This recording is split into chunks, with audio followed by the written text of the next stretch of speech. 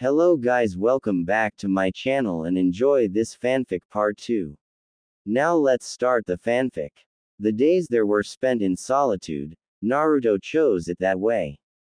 He would enter the hall, sit in the very center, and meditate. Well, he would pretend to meditate. What he was really doing was allowing the Teen Titans to gather intel.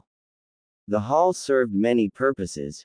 Usually it would be the general social room where the other members of HIVE would go to generally hang out. Other times it was a gathering place for large discussions and speeches.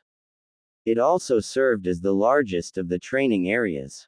When in training mode it had many defenses to defeat and could be quite the challenge. Currently it was being used to socialize. Naruto didn't know much about the people there, he generally kept to himself. He didn't want to make friends. After all, these people were criminals. Often, however, they would try and talk to him. They would taunt him, try to get a rise. But he would merely continue his meditation and ignore them. His suit and headband were full of circuitry and all sorts of other things. As long as the systems were active, the Titans had complete visual, auditory, and apparently thermal information. What any of those meant, Naruto had no clue. But he figured they were important. Naruto had been there the space of 3 days already. And nothing had really happened. He was constantly watched by Jinx. Though Naruto got the feeling this was for other reasons than to merely keep an eye on him. He came to this conclusion when he caught Jinx's eye when she had been staring at him. She would look away and blush. Naruto was currently meditating. After about 5 minutes he sensed someone approaching. He didn't open his eyes to look at her, for he knew it was Blackfire. "What do you want?" Naruto asked. Blackfire looked at him sheepishly. She had a large bruise on her face and her back ached tremendously from their battle. "Well," she began. "Spit it out." Naruto growled, taking a sharp and angry look at her. Blackfire took a light step backwards. "I want to know you," she said quickly. Naruto's face softened for a moment before turning back to its original glare. "What do you mean?" Naruto asked in a hoarse growl. Blackfire sat down next to him and hugged her knees to her chest. "Don't you know?" she asked him quizzically. Naruto huffed. "So you like me," he said with a scorn. "Apparently so does everyone I beat." Blackfire looked curious. "What?" she began. "Jinx. She can't stop staring at me and I don't like it. I beat you and now you like me. When will you get it through your head that I hold no interest in either of you? I would have thought that that would have been obvious when I showed no hesitation to hurt you.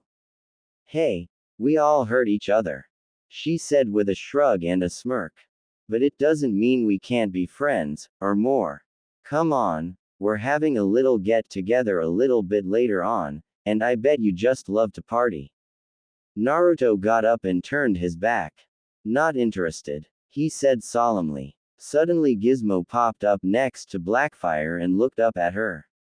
"Could I come?" he asked. She grabbed him by the head and angrily threw him into a wall with a loud thud. "No. Leave me alone, you little freak." Ever since Naruto had arrived he had witnessed many of the same incident. Gizmo, it seemed, had a big thing for Blackfire.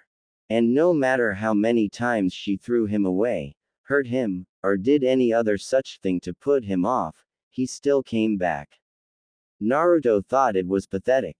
But then again, if he asked himself whether he would be the same if he was that much into another person, he had to admit that he probably would be. A voice sounded out over everyone's. "Of course not." It was Slade's voice. "Of course Shadow cannot make the party, he has an errand to run for me." Naruto stopped and turned around. He stood sideways and looked at the masked man with glaring eyes. "I suggest that you get ready, young Shadow. You and a few other newcomers are going to undertake a little test. It's time we saw what you are made of." His voice was sinister, but truthful. Naruto heard no deceit in there, only snide arrogance. Naruto was stood in the middle of the hall with some other newbies. He knew little about who they were personally, but he did know their names and powers. There was Ivy. Ivy was a white-skinned teenage girl that had short dark purple hair that was spiked. She wore a dark purple dress that spread to her thighs and her eyes were pink. Her power was the ability to send purple vine-like tendrils out of her wrists and bind them around people and objects at her will. Another was Kanon. He was an android. He was mainly human with cybernetic implants. He had a giant cannon attached to his back that weighed him down so that he was permanently bowed. The final other one was a little girl named Rose. She was so small and sweet it was hard to remember that she was actually incredibly smart and strong in power. She was about 3 feet tall, wore a small pink dress and always held a teddy bear. Her power was being psychic. She had the most power out of all of them. With a snap of her finger she could send any of them hurtling into a wall with all their bones breaking. And of course, there was Naruto himself, currently going by the name of Shadow. Slade stood before them. He was pacing backwards and forwards in front of them. "There is something I need," Slade said to them. "And, fortunately, you need a test. As so I will be combining the two. Your test is to retrieve what I need. The one to bring me it will stay. The ones that don't, well," Slade narrowed his eye at them. "I shall leave their fate to your imagination." Naruto could feel a little lump rise in throat. He fought desperately not to gulp and show his fear. "The object I need is a ruby. It is the largest one in the world and is currently being held at the East Side Bank. Your task is to achieve it, by any means necessary." He emphasized these words while leaning dangerously close to Naruto's face. Naruto forced himself to not back off and merely to hold the stare. "Go," Slade said, turning his back. They all ran out. Once topside, Naruto was worried. He had absolutely no idea where to. Heck, he barely knew what a bank was. Thankfully, the Titans seemed to read his mind somehow, or at least knew the extent of his knowledge of this world, because their voices soon echoed in his ears from somewhere he didn't know. "Don't worry, we'll guide you." It was Robin. "You need to go in the opposite direction you're facing." Naruto didn't speak. He wanted to thank them for their help, but if he spoke, then the other newbies would notice. He jumped up onto the roof of the building next to him. He then began to run in the direction of the bank. Ivy appeared at his side. Kanon on the other. Rose next to him, floating in the air. Ivy attacked him. Naruto was shocked at first, but then he remembered Slade's words. Any means necessary. Plus he said that the ones that didn't bring him the ruby, well, he hadn't actually stated what would happen to them. But Naruto felt it wasn't going to be good. Ivy's purple vines rushed past him and he dodged over them. She attacked and attacked as they ran, and soon Naruto was dodging attacks from Kanon too. The brute tried to ram into him several times. When he tried it again, Naruto jumped up and Kanon collided with Ivy. Suddenly they all stopped moving. They were lifted up into the air by an unseen force and thrown across the long parking building lot they had landed on. Rose, it seemed, didn't want them to get the ruby. Naruto struggled to his feet and looked up at the little girl floating above him. She was chuckling. It wasn't some innocent little girl's laugh, no. It was a sinister amusement of other people's pain. Rose enjoyed to torture. And torture she did. Naruto suddenly felt like he was being torn apart. He collapsed to the ground again as agony was wrenched throughout his entire body. He would have screamed, if he was able to. The pain was so great that Naruto couldn't find the voice to even moan. Kanon and Ivy began to run in the direction of the bank. Rose noticed them and tried to stop them. She let her hold on Naruto go and turned to throw the others into a set of cars. Rose turned back to deal with Naruto, but he wasn't there. She tried to sense for him, but for some reason she couldn't find him. Suddenly she felt a spike of power behind her. Rose turned around quickly and was met with a blinding light. It hit her chest and tore agony through her body. She screamed and fell to the ground. Naruto landed with a scorching hand. It worked, he thought. Naruto's mind went back a few paces. He had managed to dodge into the shadows once she had stopped her hold on him. He was forced to ignore the pain in his body and focus on lowering his chakra. He didn't want her sensing him. He had climbed a lamppost and was waiting patiently until the time was right. Back at home, Naruto had begun some training with Kakashi. And Naruto, being the person he was, witnessed the lightning blade. And as predicted, Naruto was astonished at the attack's power. He had asked Kakashi to teach him the lightning blade, but Kakashi had first refused, saying that Naruto would be unable to wield it. The blonde-haired youth had protested and soon managed to convince his sensei to teach him. Night and day Naruto had worked, but he had been unable to use the attack up till now. Kakashi had even made a bet that Naruto wouldn't be able to do it for at least another month. Boy, if Kakashi could see him now. Naruto had managed to focus all his energy into the move. He had managed to overcome his pain, his worry of attacking a child, his fear it wouldn't work, and his need to conserve strength.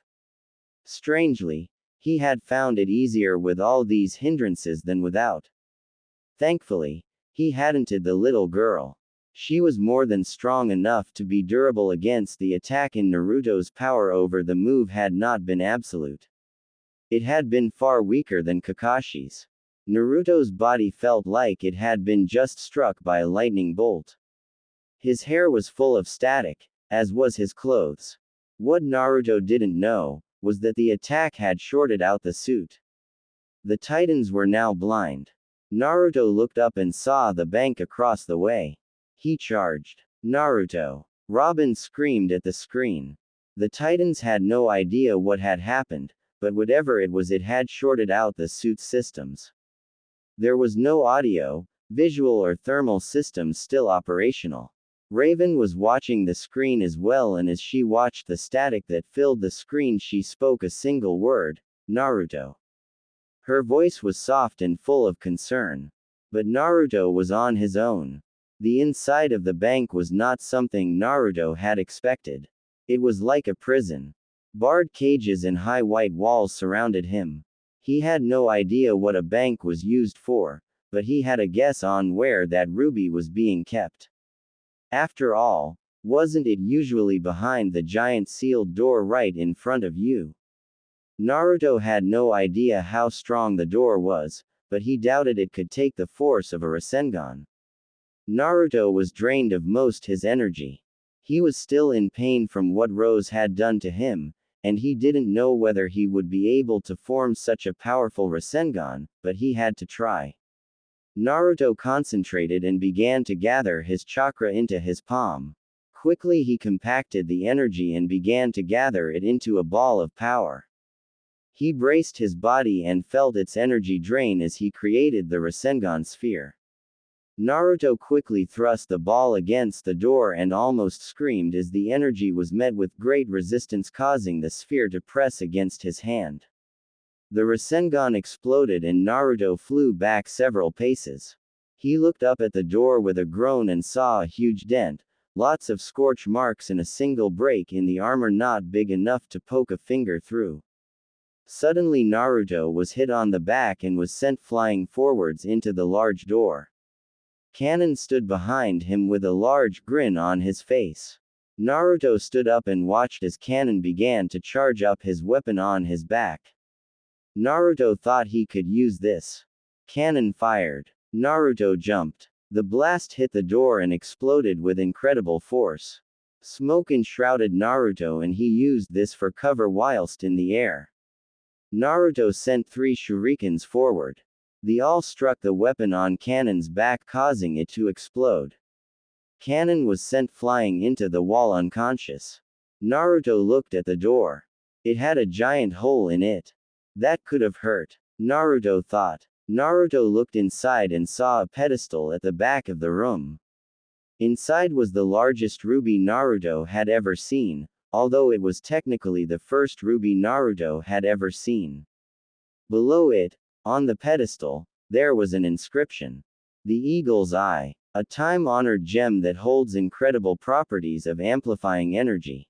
Naruto hadn't the faintest idea what it meant. But he didn't really care at this moment. He cut through the glass with a sharp shuriken and retrieved the giant red jewel. Suddenly it was yanked out of his hands by a purple vine. He went to grab it but was instantly whipped in the face, causing him to tumble to the ground. "You don't stay down, do you?" she said. Her voice was high-pitched and laced with malice. Naruto made to get up, but the vines suddenly wrapped around his body, holding him down. The vines began to slowly squeeze harder and harder. "Now I'll crush you," Ivy said with a smile. Naruto had to find a way out. He managed to hook the spike on the armor of his right elbow and hook it into the vine. From there, Naruto twisted and the vine broke. Ivy screamed in pain. The vines were a part of her. A strange white and creamy liquid leaked out of the wounded vine, probably a form of blood. Ivy's eyes narrowed in anger. Her vines seemed sharper now, as though they were able to actually cut him. He'd need a blade of his own. Naruto had never been one to use any swords, but when he brought the Tishmar out from its sheath on his back, it felt right. Ivy slashed at him with her good vine and he sliced at it to knock it away. His sword cut cleanly through the appendage as if it really were nothing but a plant. Ivy growled in pain and tried her best to ignore it. Naruto dived at her. "That no good for nothing ninjutsu flipping piece of crud," Gizmo shouted. He was inside his HIVE dormitory and he was currently wearing a hole in the floor due to his frequent pacing. Gizmo's latest disturbance was due to a certain new ninja on the block known as Shadow. Ever since the small genius had laid eyes on Blackfire, he had found her majestic, graceful, and beautiful. But now that Shadow was here, things had suddenly gone wrong. Blackfire barely acknowledged his presence these days, and when she did, it was usually to give him a kick through the nearest wall. Damn, she was strong. But Shadow was stealing her away from him. Gizmo had always been good at knowing people. After all, he was a genius. And in his life so far he had learned one vital thing.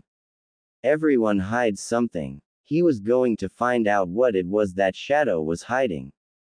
Then he would present it to Blackfire, she would no longer like him and then he could be with her till the end of time, he thought so anyway. Slowly a plan began to form in Gizmo's young mind. This plan was accentuated with a large grin. Meditation was as it always was in the hall. Disturbed. Naruto had gotten back from his test mission a few hours ago. His body was bruised and battered but he had ignored the pain and bowed down before Slade. It made him feel almost sick to his stomach to have to bow to such an evil man, but he had to do it. He had handed Slade the Eagle's Eye and was rewarded with nothing more than a displeased look. But it seemed he had passed the test. An hour later Ivy had arrived and explained her whole part in the test. Slade had found her to be of some skill and had recruited her even though she had failed. Naruto found himself quite suspicious of this, but then again, maybe Slade was just short on minions. The area around him was thick with noise. Laughing and planning of evil deeds filled Naruto's ears to splitting point until a single voice cut through them. "Hi," Blackfire said. Naruto didn't reply. I was impressed by the way you handled your mission. I never liked that brat. Rose, apparently you almosted her. To do that to a child, you must have a lot of courage," she said with an obvious grin. Naruto spoke. "It does not take courage to take a life, it takes cowardice. It is not brave to attack a child, it is also cowardice. To give life is the greatest power. But to whom you give life is your own responsibility. Be it a monster to do your bidding, or a child to carry on your legacy. I look with disdain upon those who murder.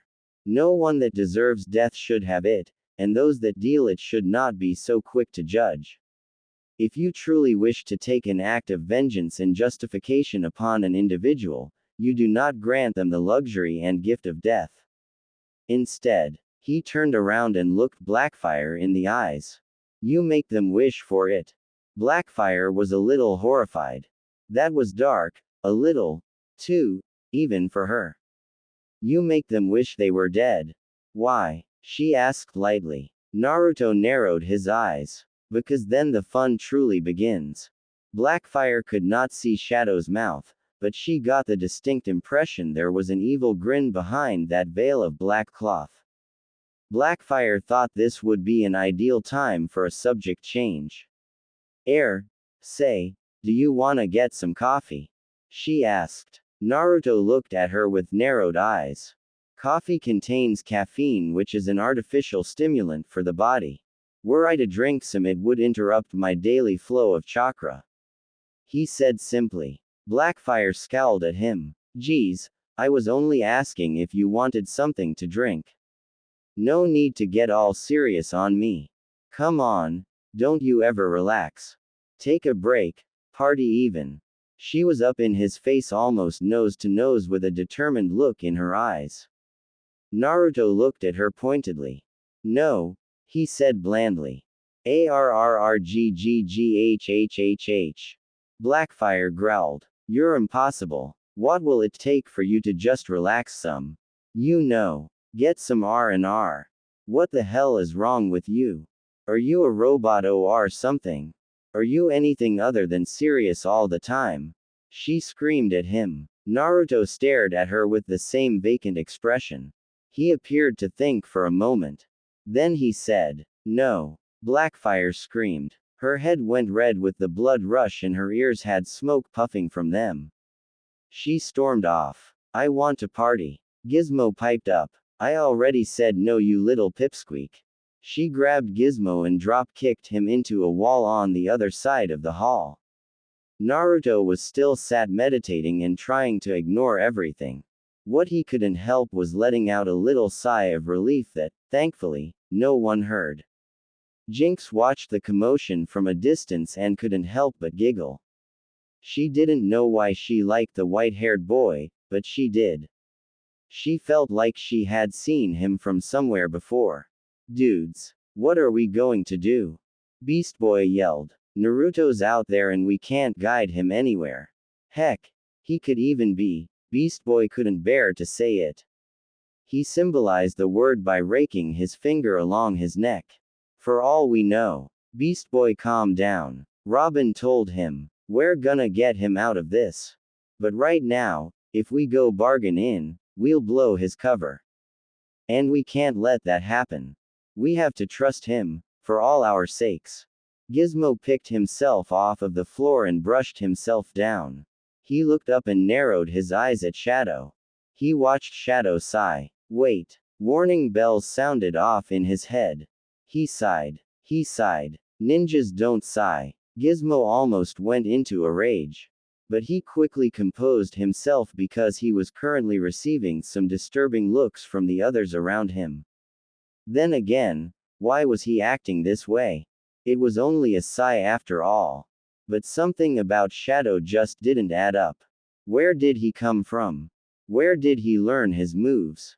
And why did he turn up when that other ninja guy did with the Teen Titans?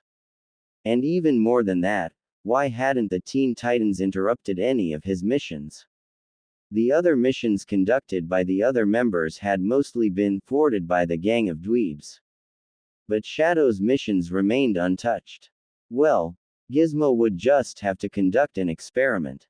If Shadow got away with this next mission coming up without meeting the Titans and having to face them, well, Gizmo would simply have to proceed with a few inquiries with Slade. Naruto had been picked to retrieve a device from the local science installation in the south end of Jump City.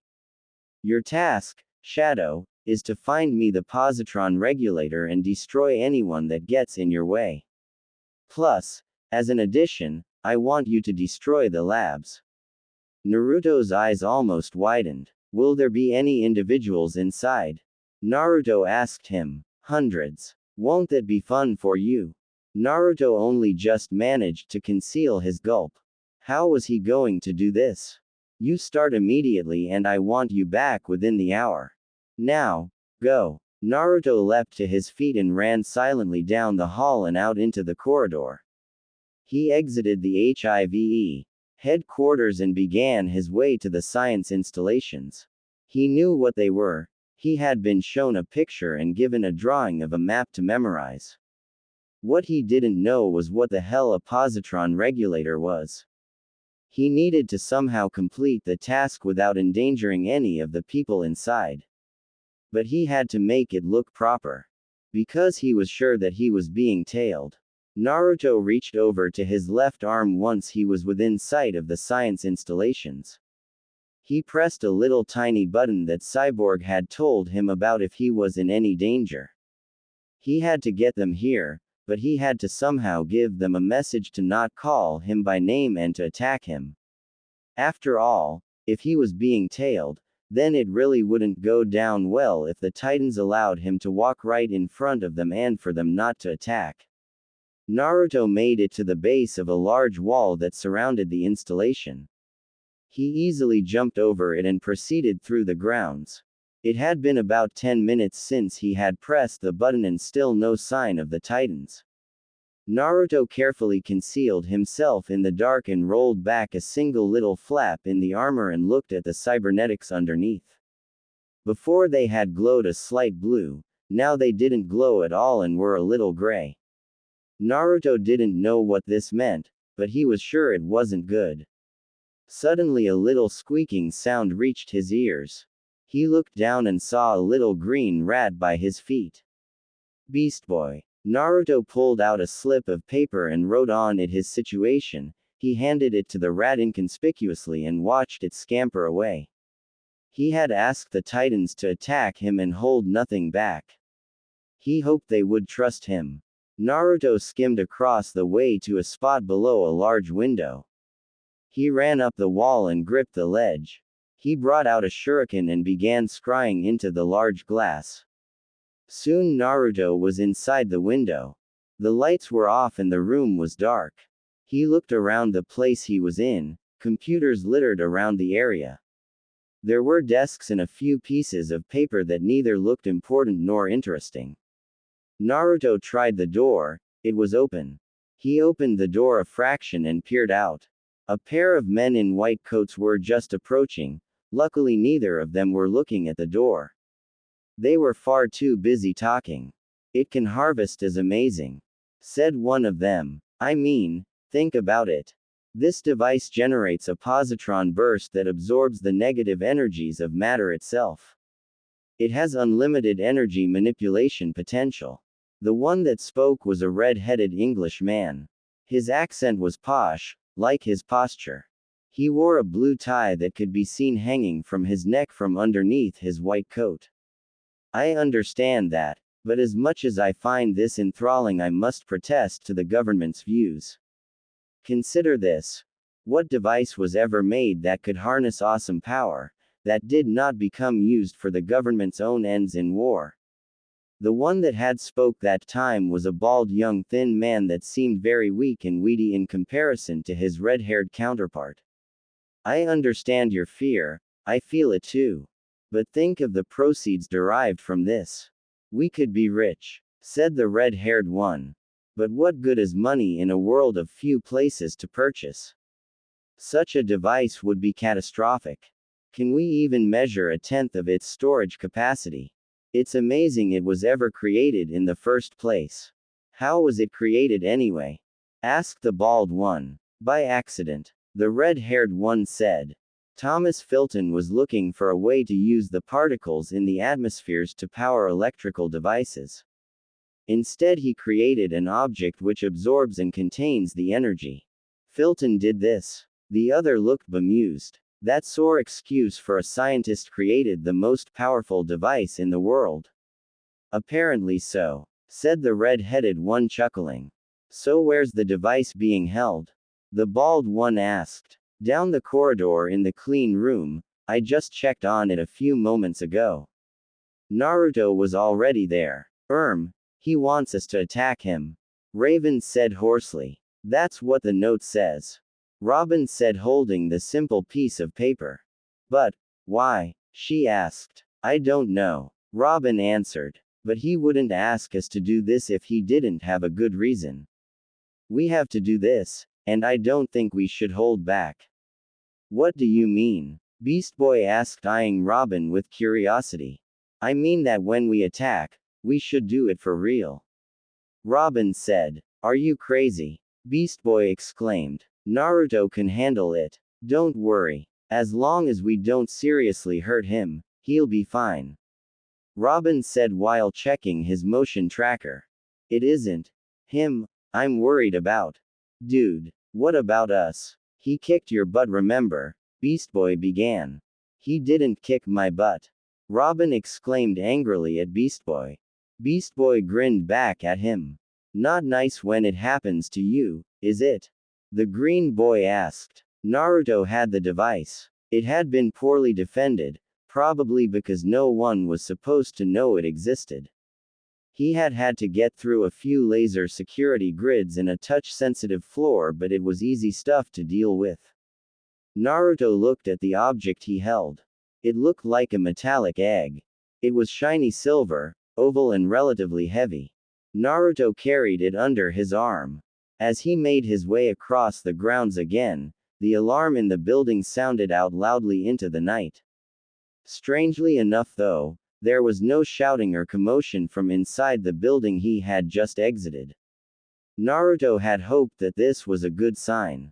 He had also written on the note for the Titans to evacuate everyone from the building. Naruto had set some charges around the supports in the basement of the building. Slade had given him the explosives and he had been shown how to activate them and what would happen when they went off. He hoped that no one would be in the building once they did. Naruto pulled out a small little remote control with a large red button on it. He looked behind him at the building and hoped beyond all hope that the structure was empty, and if it wasn't, well, he tried not to think about it. Naruto pushed the button. The area was suddenly silent. As though all sound had been drowned out by another noise that Naruto could not hear. Then the noise came back, and Naruto's ears were filled with the roar of flames, his eyes with the amber glow of the scorching embers, his face lit with the luminance of the blaze. Heat swept over his face, but it was only enough to warm his flesh. Something was wrong. Naruto sensed something behind him. The teenage ninja dodged out of the way as the ground where he had been standing was hit with a green blast. Naruto tumbled to the floor but was back on his feet in an instant. The Teen Titans stood before him, defiant and golden in the blaze that set a glow upon their bodies. Ah! Naruto began in a dark voice. The Teen Titans. I have heard of you, but somehow I expected more. And you are? Robin asked. Naruto looked at the Titans with a deathly glare.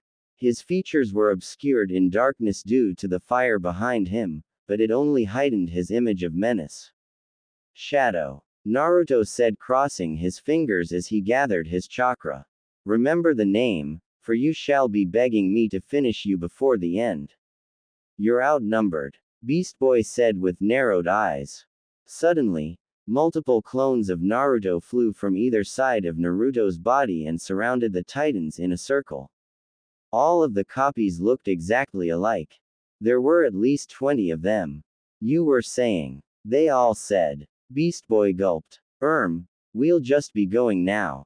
Beast Boy said, backing off until his back rested against Cyborg's cold metal. While all the clones looked alike, there was a single difference that allowed the Titans to identify the original. Only the original was holding the device stolen from the burning building that blazed in the background.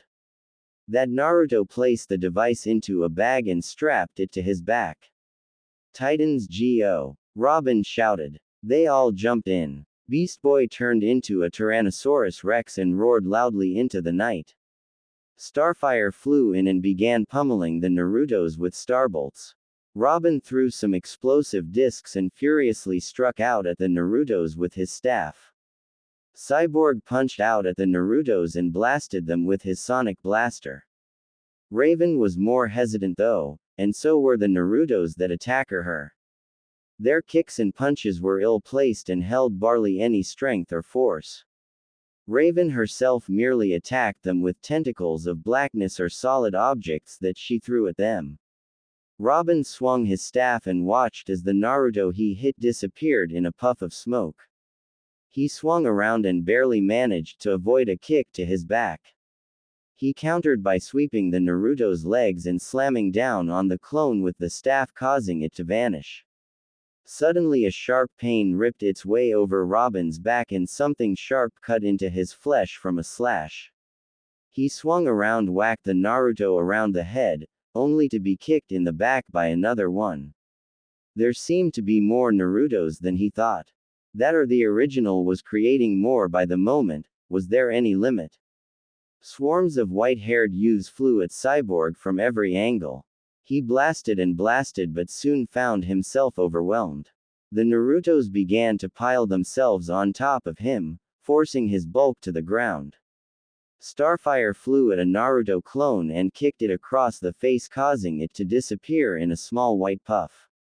Another clone kicked her in the back while another appeared in front of her and gave her a powerful uppercut to the face.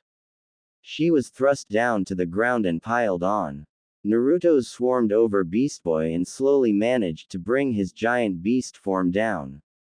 It took about 15 Narutos to keep him held down until the green boy turned back to normal from exhaustion. Raven was grappled by some clones and brought to her knees.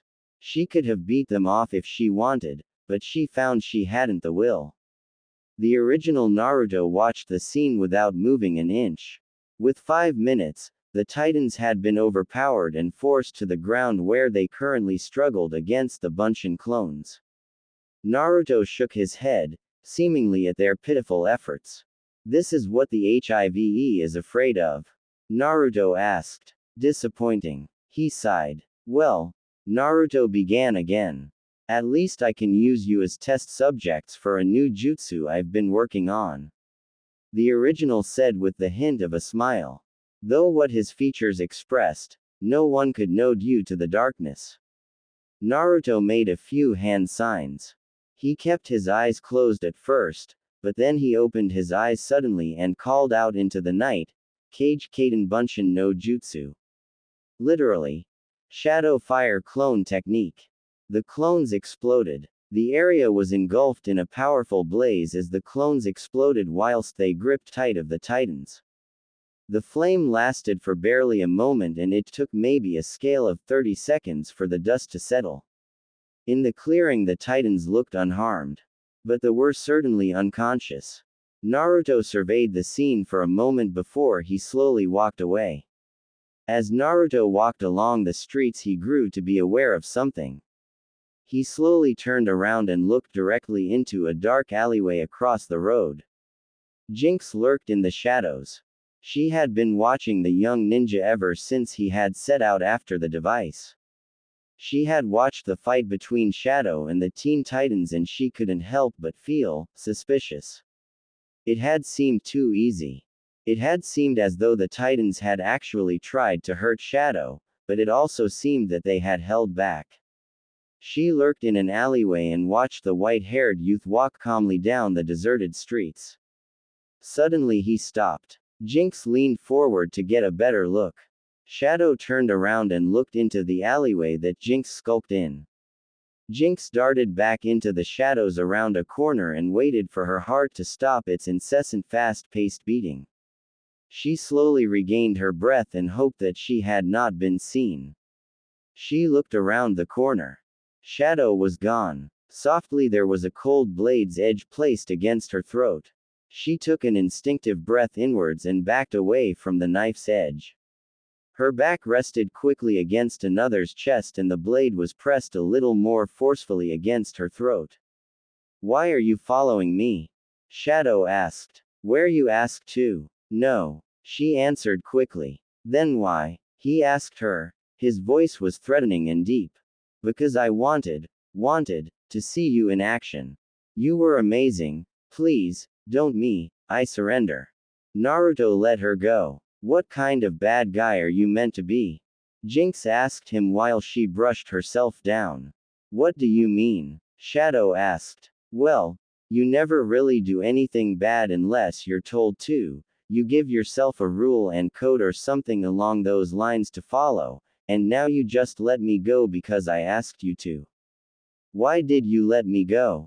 I might have attacked you, she asked. Are you trustworthy? Do you lie often? Shadow asked her darkly. Of course not, the truth is always so much more fun. She said. Then why should I not believe you when you say you surrender? But strangely, Naruto had noticed something.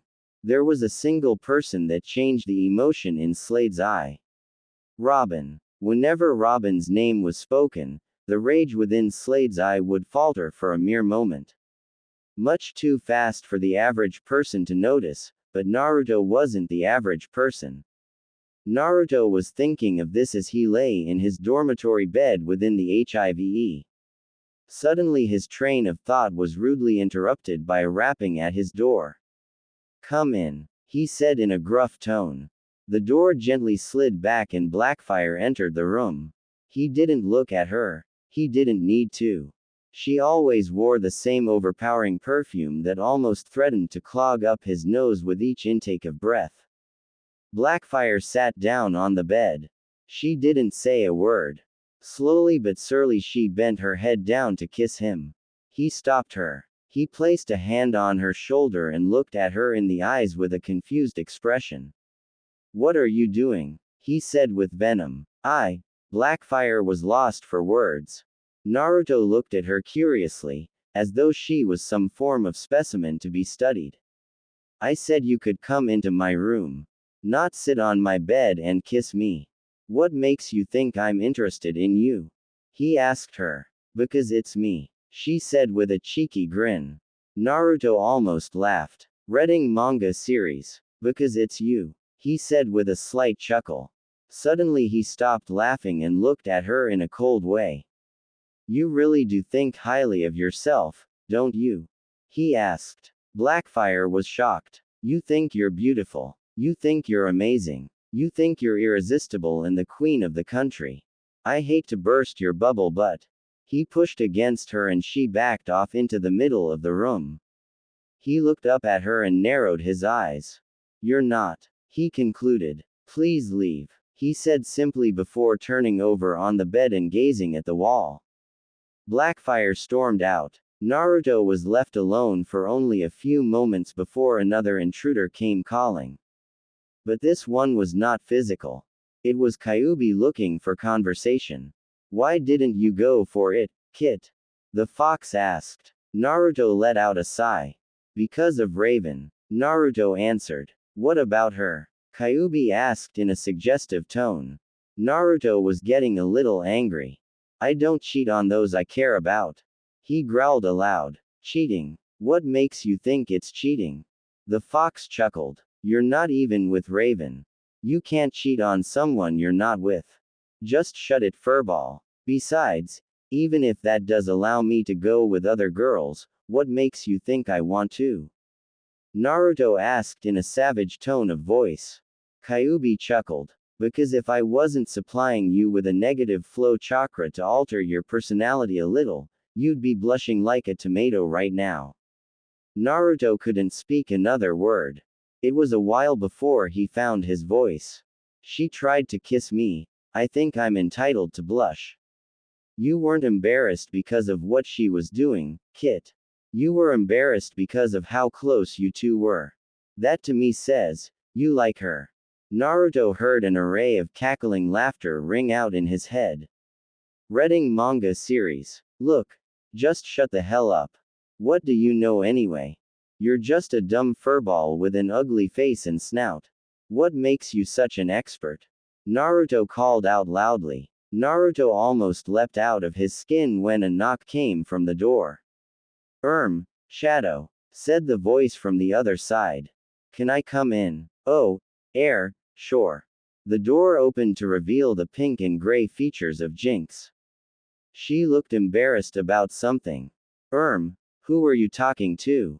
She asked, looking around the room. Oh, no one.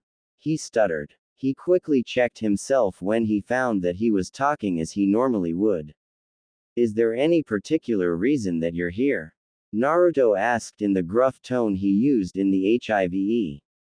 She walked over and sat down on his bed. Yeah, I wanted to say sorry about following you yesterday. No, you didn't. Naruto interrupted. Jinx looked at him wide-eyed in shock. I shall ask again. Why are you here? Naruto's eyes were narrowed and his voice held a threatening visage. Jinx's face looked suddenly torn with sorrow. Without any warning, she burst into tears and held her head in her hands. Naruto noticed that her tears were tinted blue. Strange. Naruto sat up. Every fiber of his being wanted to console the girl. But he knew it would be out of character. He tried to force himself to ignore her cries, but he could almost feel her pain as his own. Naruto couldn't help it. In one moment, all the negative energies that Kyuubi had been delivering into him were swept away with compassion. Reading manga series. She placed his arms around her and let her head sink into his shoulder as she wept her sorrow. It seemed like they were rocking backwards and forwards for an eternity. Naruto was stroking her hair and she gripped one of his biceps hard. It slightly hurt, even through the armor, but he didn't mind. After a while, Jinx finally stopped sobbing. She lay on his chest, still rocking backwards and forwards. It seemed she had used up all of her strength. Naruto looked down at her compassionately. He suddenly remembered he should be in character and gracefully backed off. He let her go and once again, laid himself down on the bed. To his shock and embarrassment, she never left his chest and soon she was laying down with him. A slight little chuckle made itself heard at the back of Naruto's mind. Don't say a word, Naruto warned the fox. He once again looked at Jinx and couldn't help but feel the need to aid her. Are you okay? He said in a monotone, gruff voice. Jinx didn't say a thing. Naruto raised his head a little and looked at her face. She was asleep. Just great, he thought. Naruto got the distinct impression of delightful humming from the back of his mind. Kyuubi was mocking him. Naruto lay there for at least several more minutes before he felt his eyelids grow heavy. He was asleep soon after.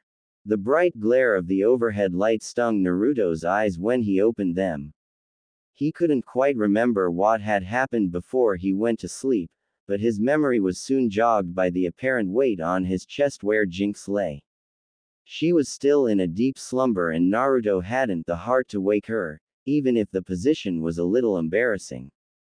Slowly he felt a stir. Jinx began to groan a little as she began to waken.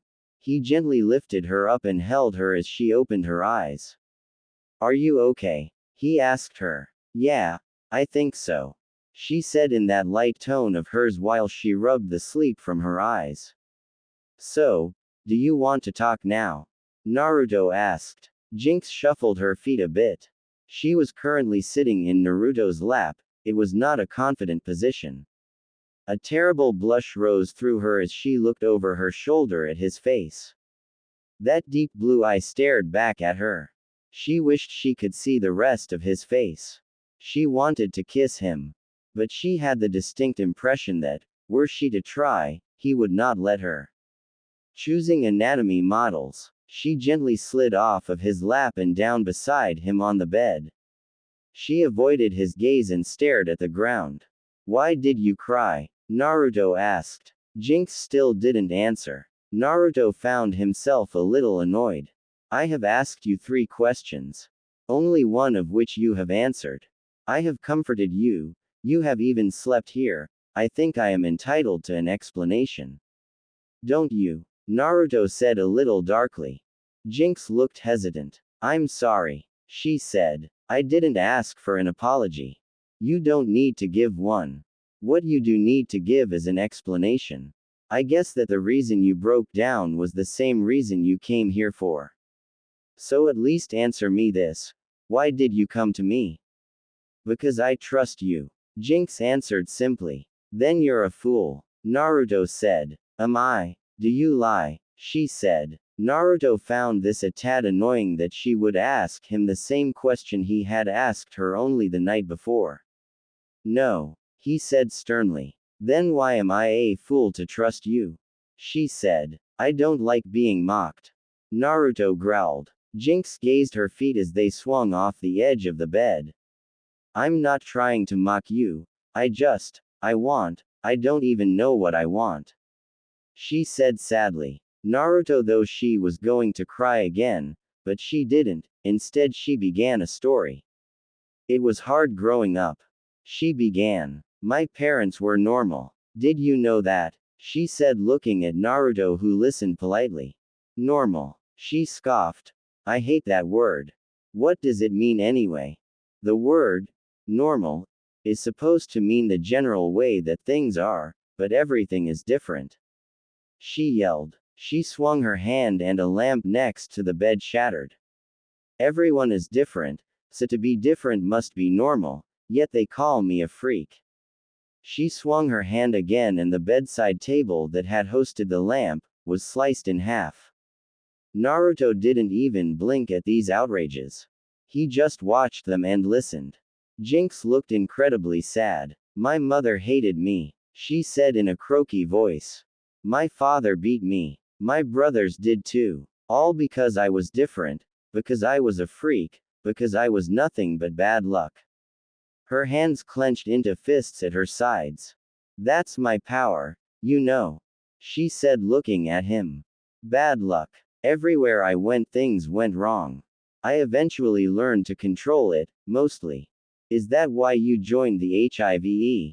Naruto asked softly. Jinx nodded in answer. After all, what else could I have done? She exclaimed. Bad luck? How can any good come from bad luck? I kinda had no choice but to be one of the bad guys. There's always a choice, Naruto said. Reading manga series. Jinx gave him a sharp look. What is wrong with you? She asked. You talk like one of those good guys. Maybe I just have different views and agendas than the others. Naruto shrugged. Jinx looked at him quizzically. Her calm exterior didn't last long as her previous pain returned. Her face became scrunched up in anguish and depression. Do you know what it's been like for me? She asked, not really expecting an answer. I've been beaten, abused, attacked by my own family and shunned by everyone I ever knew and loved because of the way I was born. Yes, Naruto said darkly. What? Jinx asked confused. Yes, I do know what it's like. You're not the only one with a dark past.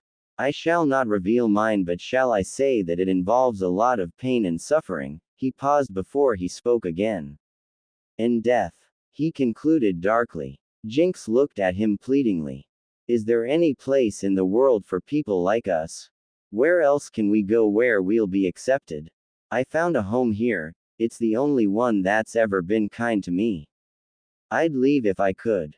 She added the last part quietly. Why do you want to leave? Naruto asked. She turned on him angrily. You think I'm proud of what I do? You think I enjoy it? Oh, the others do. Yes, they think I'm all the evil little one that revels in the pain of other. I'm not. I hate it, she said in a hoarse whisper. I hate being what I am. I hate doing what I do. I don't want to be a criminal. I don't want to always be fighting on a side I don't even agree with. I can never be myself. I don't want the others to think things of me, so I put on a face every morning. I pretend to like it all and even give suggestions on what to do next, but every day I feel like throwing up, like crying my heart out over and over again. If you're so afraid of what others will think of you, then why are you telling me? Naruto asked. Jinx froze. I don't know. She said simply. She looked at him with sorrowful eyes. I guess that I just see something in you that I can trust. It's like you're like me, Though, different. She gazed at him for a long period. Will you tell the others? She asked. No, said Naruto honestly. Thank you so much, she said. She buried her head in his shoulder again and clutched at the fabric of his clothing.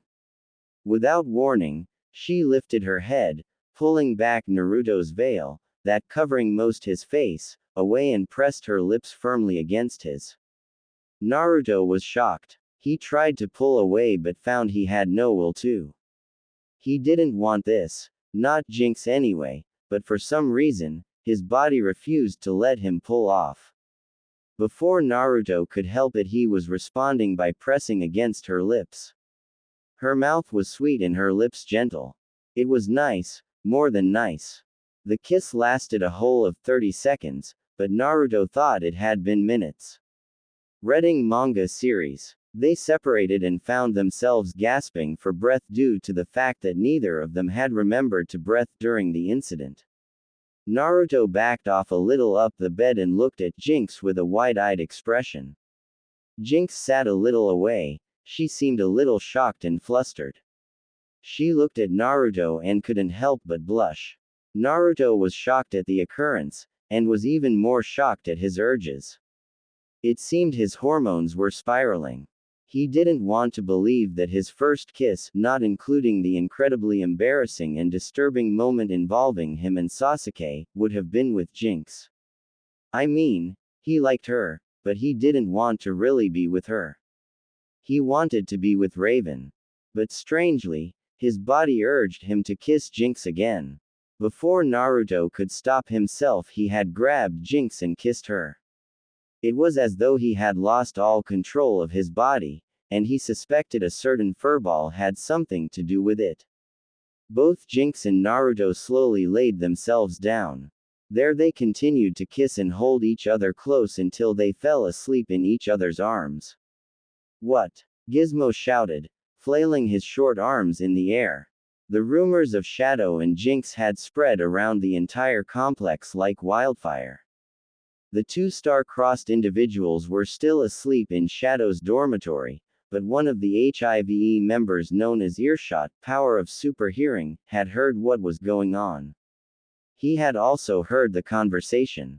Gizmo was currently pacing backwards and forwards after hearing the news. He was shocked. He had wanted Shadow to get with someone because then maybe Blackfire would lose interest and be his butt, Jinx. And to hear about Jinx's past and what she thought of everything, it was, well, a large grin spread across Gizmo's face. It was juicy. A sinister plan formed its way into Gizmo's mind and he couldn't help but chuckle at the genius. Jinx woke up in a daze.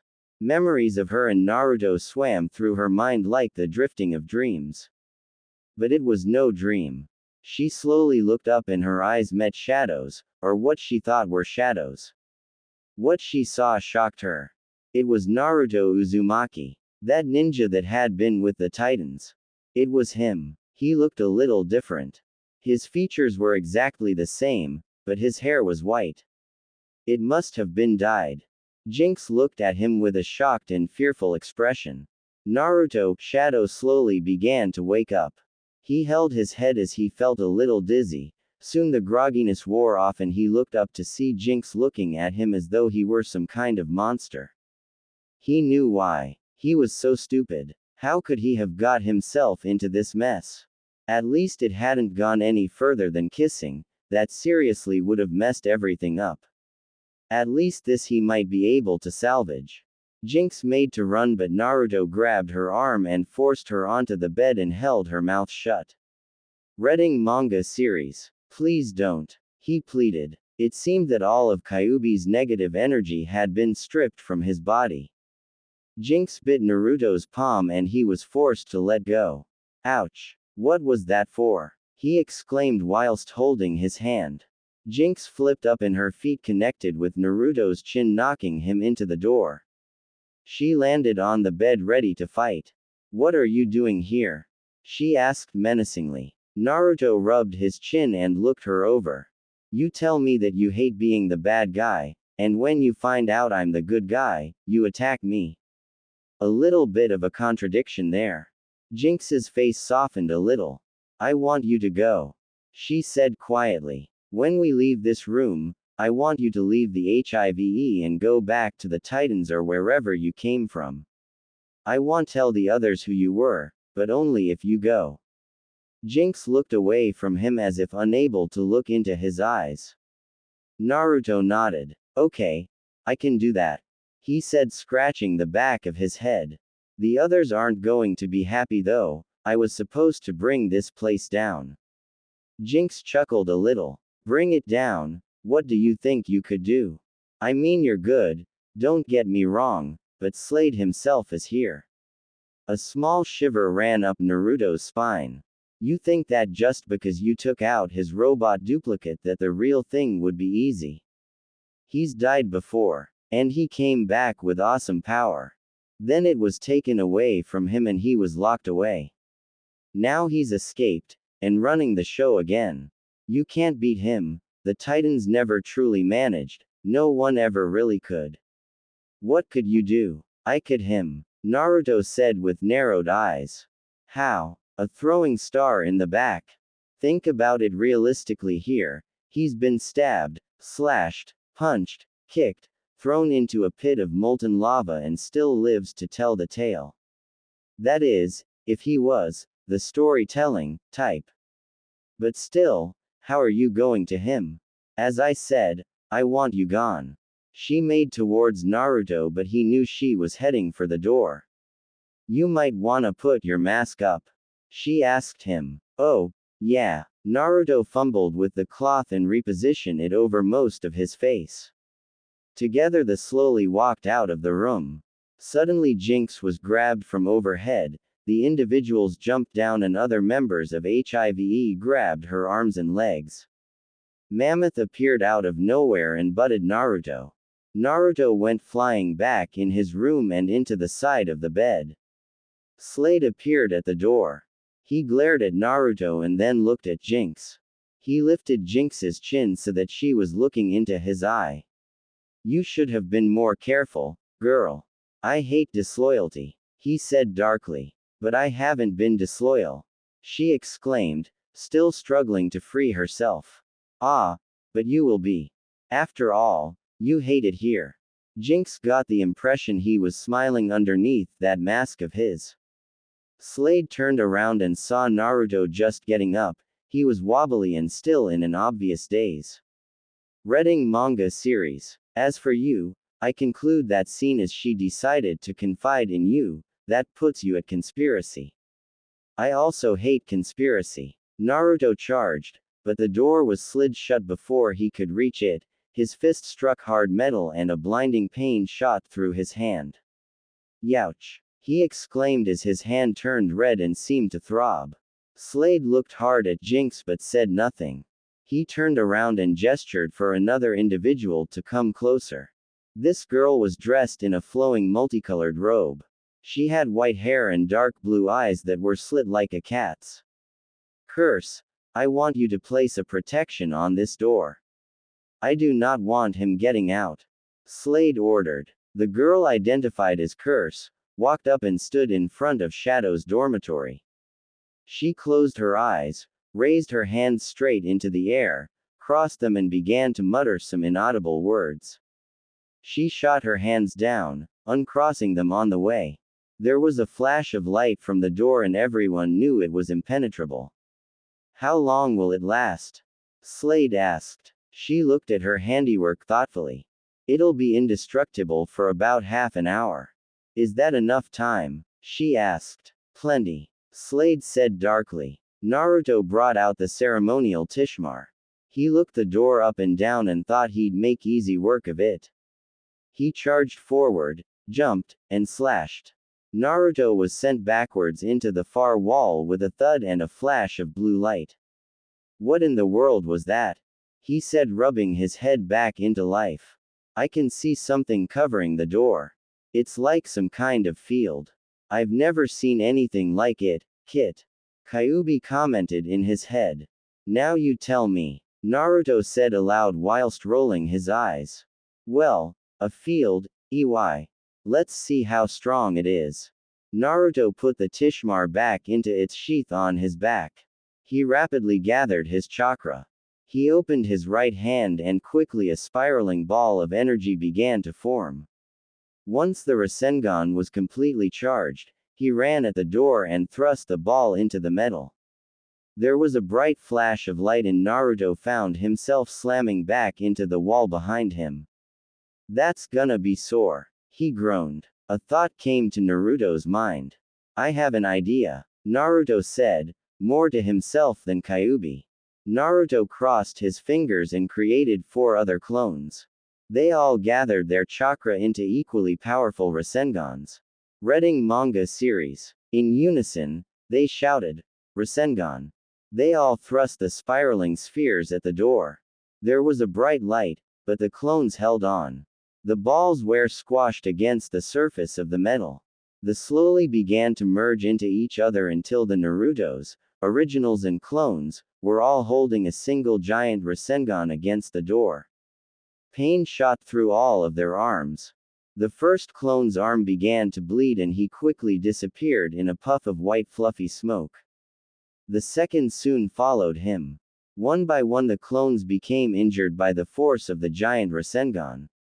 With each one that disappeared, the Rasengan became more difficult to hold. Soon only Naruto himself was holding it in place. He gritted his teeth at the pain.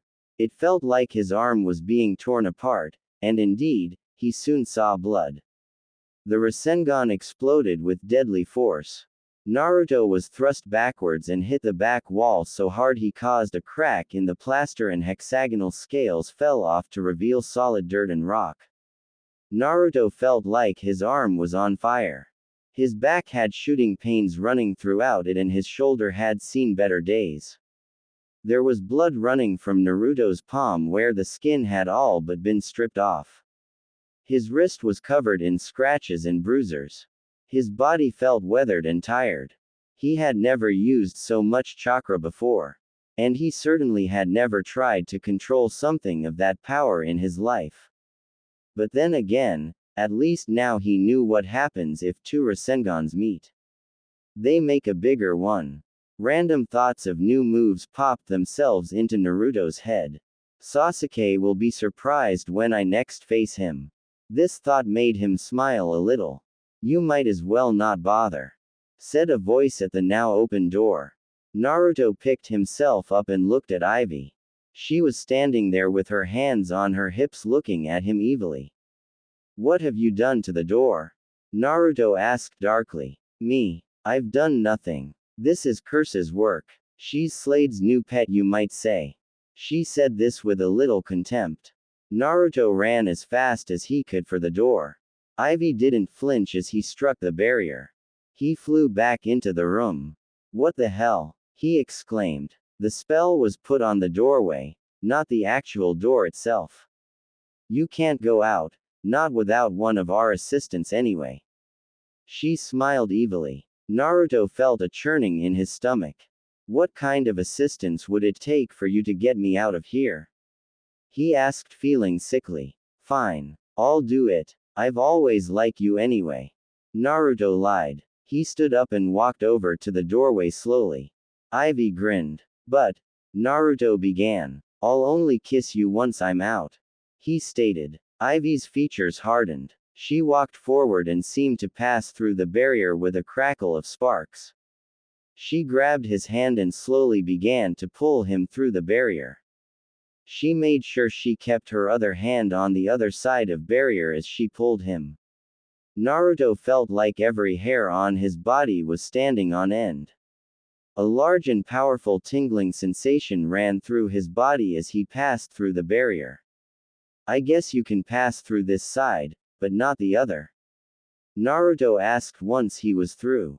Ivy nodded her head. Good. In one swift motion he flipped them both round and threw her through the barrier into his room. She howled with rage and ran at him. She hit the barrier and flew backwards into the wall. Ouch. That does look like it hurts. Naruto commented. He closed the door and ran down the corridor. In a flash he was already out of the complex. He leapt from rooftop to rooftop on his way to the T-Tower. Once he was at the base of the large building, he tried the door. Unfortunately, it was locked. He knocked on the door loudly and erratically, trying to gain an answer from within. When none came, he began looking for alternative ways of gaining entry. He looked up and saw a single high open window.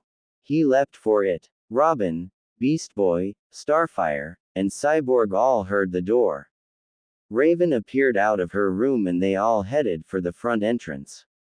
Robin unlocked the door and they all peered out into the empty night air. Wind slapped at their faces as they looked the area over. Robin closed the door and looked at the others.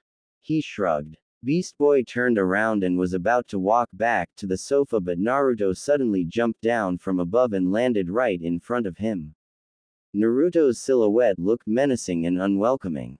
It was also frightening. Beast Boy was shocked and soon fainted from the fright. Naruto looked down at him and just decided to ignore the green boy. He approached the others and came into the light. The others relaxed as they had been ready for a battle with the intruder. Naruto, what are you doing here? Robin said. He walked forward and heard a slight dripping sound. He looked down at Naruto's arm and saw it harboring several deep gashes and a lot of blood. The crimson flow was currently dripping to the floor in a slow trickle. Beast Boy popped his head up and rubbed some feeling back into it. He was level with Naruto's arm and looked at it intently. Dude, what happened to your arm? He asked. I was about to ask the same thing. Robin said. Naruto. Robin requested, looking Naruto in the eyes. Oh, it's nothing, he said, looking his arm over. It'll heal in a couple of days. Starfire inspected the wound before wrapping Naruto in a bone-cracking hug. I am so sorry for your wound, friend Naruto. Starfire said over the groans of pain from Naruto. She released him and Naruto found himself able to catch his breath faster than usual. Maybe he was actually getting used to Starfire's hug, the pain in his back said otherwise though. So what happened to you? The systems in your armor shorted out a few weeks ago. We thought we should have come and got you, but it would have compromised your cover. Cyborg said. Did you go near any high electrical fields or something? That would have shorted out the armor. I'm not sure. I'm kinda clueless about this stuff, remember? Naruto said, scratching the back of his head. I did use a lightning-based jutsu on someone. Would that be the same thing? Maybe. Cyborg said, scratching his chin. How powerful? Robin interrupted. I'm sure this is all helpful, but right now I need to know something. Why are you here now and not at the HIVE? I had to escape. And now we have to go back. Jinx has been captured and we've gotta save her. Naruto exclaimed. Wait. Beast Boy said. You needed to escape though you were undercover as a bad guy and you had to escape the bad guys, and even though that Jinx is a bad guy, or should I say a bad girl, we have to save her from the other bad guys even though she's a bad guy or girl herself. He said with a single raised eyebrow. The others looked at Beast Boy with a shocked and bewailed expression. What? They all asked in unison. Never mind. Beast Boy said and stormed off. Naruto, we need you to tell us everything. Naruto did just that. They stayed up until late and heard the entire story from Naruto's mouth, from start to finish. By the time he was finished narrating his time at the HIVE, Robin had already come up with a plan. Naruto was to stay with the Titans for a while and then go back with something that Slade wanted. He was to reintegrate himself into the HIVE and then, with the Titans' aid, he was to bring it down. But until then, he was to relax and heal at the T-Tower. After they had finished talking, they separated and went to their rooms. It was the day after. Naruto was standing in his room's personal bathroom showering. He stood beneath the gushing water letting it soak his body. The dye in his hair slowly began to fade out. It would stay a lighter color for a while and he thought he'd probably have to re-dye it before he went back to the HIVE. He stepped out of the shower and wrapped a towel around himself. He walked into his room drying his hair with a separate towel. He was looking at the floor and was unaware of another person in the room. He was about to drop his towel when he noticed. Raven stood before him with a shocked expression on her face. A furious blush and panic spread through Naruto's body so fast it felt like his nerves were on fire. Raven's face had turned from its usual gray to a normal peach color. Both were speechless. I should go, Raven said quickly. She shrank through the floor, leaving Naruto alone and feeling very embarrassed. Naruto shook of his embarrassment and finished getting dressed. He shoved on the same clothes that Robin had given him before. He was once again dressed in the black top and jeans. And once again he was very uncomfortable in them. He walked into the living room before running out again. He had forgotten his headband. He went back to his room and went to pick it off of his bedside table. It was gone. He searched the drawers. Not there. He searched under his bed. Not there. He searched his closet. Not there. He ransacked his entire room. He threw clothes and objects everywhere and he couldn't find it. Naruto clutched his hair and screamed. He ran throughout the tower and back into the living room. What he saw horrified him. The other Titans moved into the room to see if he was okay. All but Beast Boy, who was nowhere to be found, at least, not in the tower. Beast Boy was in fact on the TV screen, auctioning off Naruto's headband. Isn't that your headband, Naruto? Robin asked. But when he looked at where Robin was standing, he saw only empty space. Naruto was gone. On the TV, Beast Boy had reached $600 on the headband already. Do I hear 650? 650. Come on people, this is the original headband. Not a copy. 650. Ah, yes. 650 from the nice woman in front. Beast Boy was obviously having a good time. Suddenly, in a trail of smoke, Naruto rushed onto the screen, grabbed Beast Boy by the back of his costume, swung him around with a single hand and threw him into the air. He landed, face first, on the camera. Beast Boy's mug took up the whole screen. Not something I want to see in the morning, Raven said drearily. Beast Boy was dragged away from the camera by Naruto and off of the screen. Within moments, the front door of the T-Tower was burst open by Beast Boy, headfirst. He crashed to the ground and Naruto walked past him into his room. He said nothing as he went. The Titans mostly left him alone, that is, until someone knocked on his door. Come in, he said dryly. Are you okay? Raven said as she entered the room. She shuffled her feet as though she were feeling awkward. I'm fine, he said while lying on his bed with his hands behind his head, and staring up at the ceiling. Raven picked Naruto's headband up from the bedside counter. Did you have to be so harsh on Beast Boy? She asked. You don't understand, he said without looking at her. He rolled over and faced the opposite direction. Raven sat down on his bed and faced the opposite direction as well. Then tell me, she said. You really hurt him. If you had've. What? He snapped. His head swiveled round and he glared at her. Why is this so important to you? Beast Boy's an idiot, I know. But it's just a headband. It's not just a headband, Naruto exclaimed as he snatched the headband from her hands. Raven stood up and took a step back from him. Then what is it? She persisted. Naruto seemed to relax a little. He began to stroke the headband with his index finger and trace the leaf symbol in the center of the metal. It's a symbol. At least it is for me, he said. Back home, in Konoha, I'm a nobody. I'm a demon. I'm a person that everyone avoids. This headband, it's a symbol of recognition for me. That I'm part of something important. He looked up and into her eyes. His pupils were glistening with tears. This headband is the symbol of being a ninja. Without it, I'm nothing. He said this with a croaky voice. Raven, despite all her control over her emotions, felt sorry for him. She had the urge to comfort him, to hold him, to maybe even kiss him. This last urge frightened her, so she quickly exited the room and left Naruto to his feelings. Night came and the Titans once again went to sleep. All but Beast Boy. Beast Boy wanted that headband. He was sitting on a goldmine. He slowly drilled a hole from the floor above Naruto's room, into the room itself. He turned into a rat, attached a length of rope to a pulley that he had set up in the room above and began to lower himself. He noticed that Naruto was now wearing his headband. Beast Boy slowly and carefully managed to remove the headband.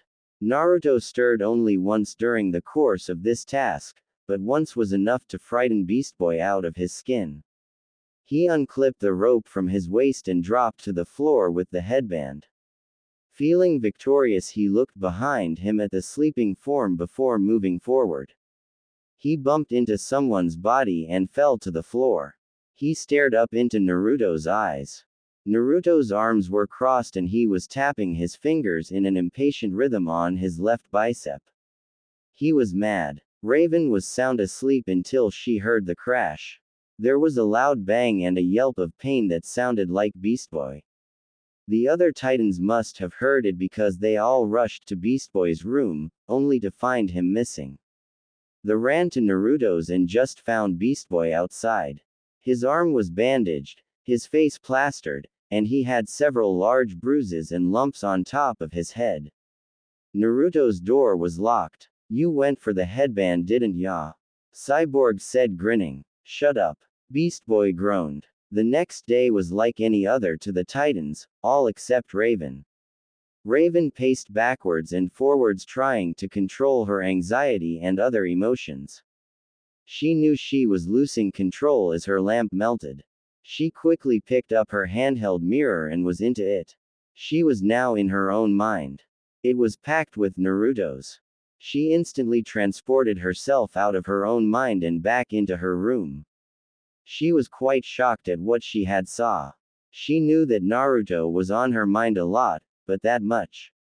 A large blush rushed through Raven's face.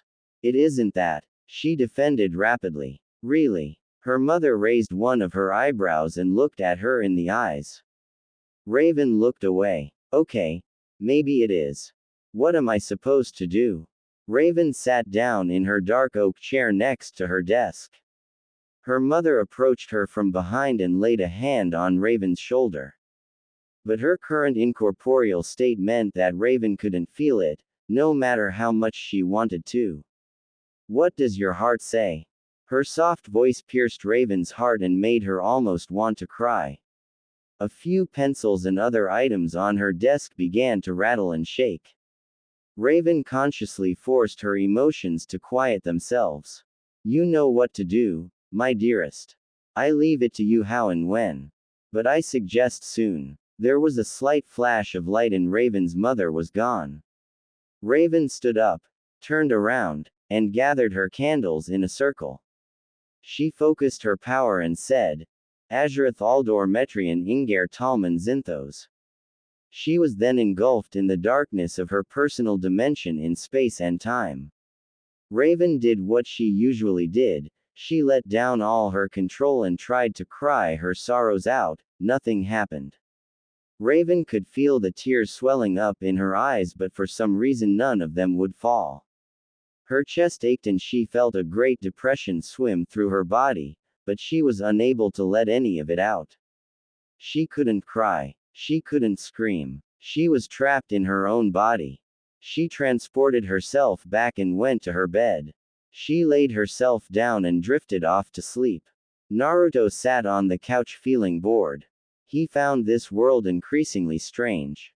He even felt different in it. Back in Konoha he had rarely felt bored. He would either be training, or being attacked. But here, he was bored. Very bored. He no longer felt fascinated by the large amount of technologies and devices that he'd never seen before. He just couldn't be bothered to feel excited these days. Beast Boy walked around the couch and sat in it. He leaned forward and rested his elbows on his knees. "Naruto," he said. Naruto murmured in response. I'm sorry. Naruto looked at him and felt a swell of respect for the green boy swell within him. Thank you, he said. Come on, I want to show you something. Beast Boy got up and walked off.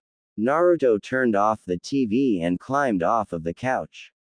Naruto didn't know where Beast Boy was taking him. They had been walking for at least an hour with no end in sight. Naruto noticed that they were heading for some kind of mountain outside of the city. Are we gonna walk all the way to that mountain? Naruto asked curiously. Sure are. Beast Boy said without looking back at him. Naruto was used to traveling long distances, but he got the feeling that Beast Boy was the lazy kind of person. So why was he making them walk? Naruto queried him about this. Beast Boy listened to Naruto's points and stayed silent for a moment. Well, Naruto asked. Beast Boy sighed. Let's just say that the place we're going to, it's the kind of place I'd rather walk to. Naruto found himself shocked at the distance. He would usually travel long distances through trees and places where he could cover distance quickly, but the coarse concrete beneath Naruto's feet was actually beginning to hurt him. Beast Boy, however, wasn't showing any signs of tiring. Naruto found this increasingly strange. Why did a lazy person like Beast Boy want to walk such a distance? And why did it seem that his feet were fine? How often did he tread this track? After a further hour, the summit of the mountain finally came into view. A while back the path had turned from concrete to dirt. Naruto was rather glad of this as the earth was soft beneath his feet and it was a welcome change to the coarse surface of the tarmac. Naruto looked up at the mountain and suddenly came to realize something. It wasn't a mountain, it was a volcano. Albeit a dead one. It was obvious, even from a glance, that the volcano was no longer a threat. Though why Beast Boy was leading Naruto to a volcano, he didn't know. Beast Boy had hardly said a word throughout the entire journey. It were as if he wanted Naruto to see what he wanted to show but wished to retain his general ritual of silence. For that was obviously how he preferred to undertake this journey, in silence. After about 20 minutes of walking they came to a huge chasm at the summit of the volcano. Across this chasm was a form of bridge. It was not man-made and looked as though it was probably not stable. Beast Boy didn't seem to have any worries about it.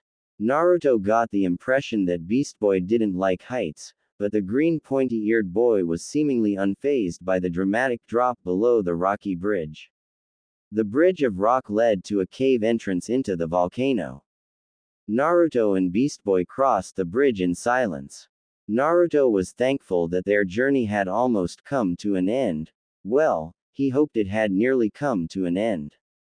As they entered the cave mouth, Naruto and Beast Boy found themselves in a short tunnel. Stalagmites and stalactites littered the floor and ceilings, though there were more on the roof than on the path they treaded. Naruto was also thankful of this. The idea of having to walk on or around hundreds of sharp pieces of rock and ice did not bode well in his train of thought. They exited the tunnel. Naruto gasped. The area was completely hollowed out.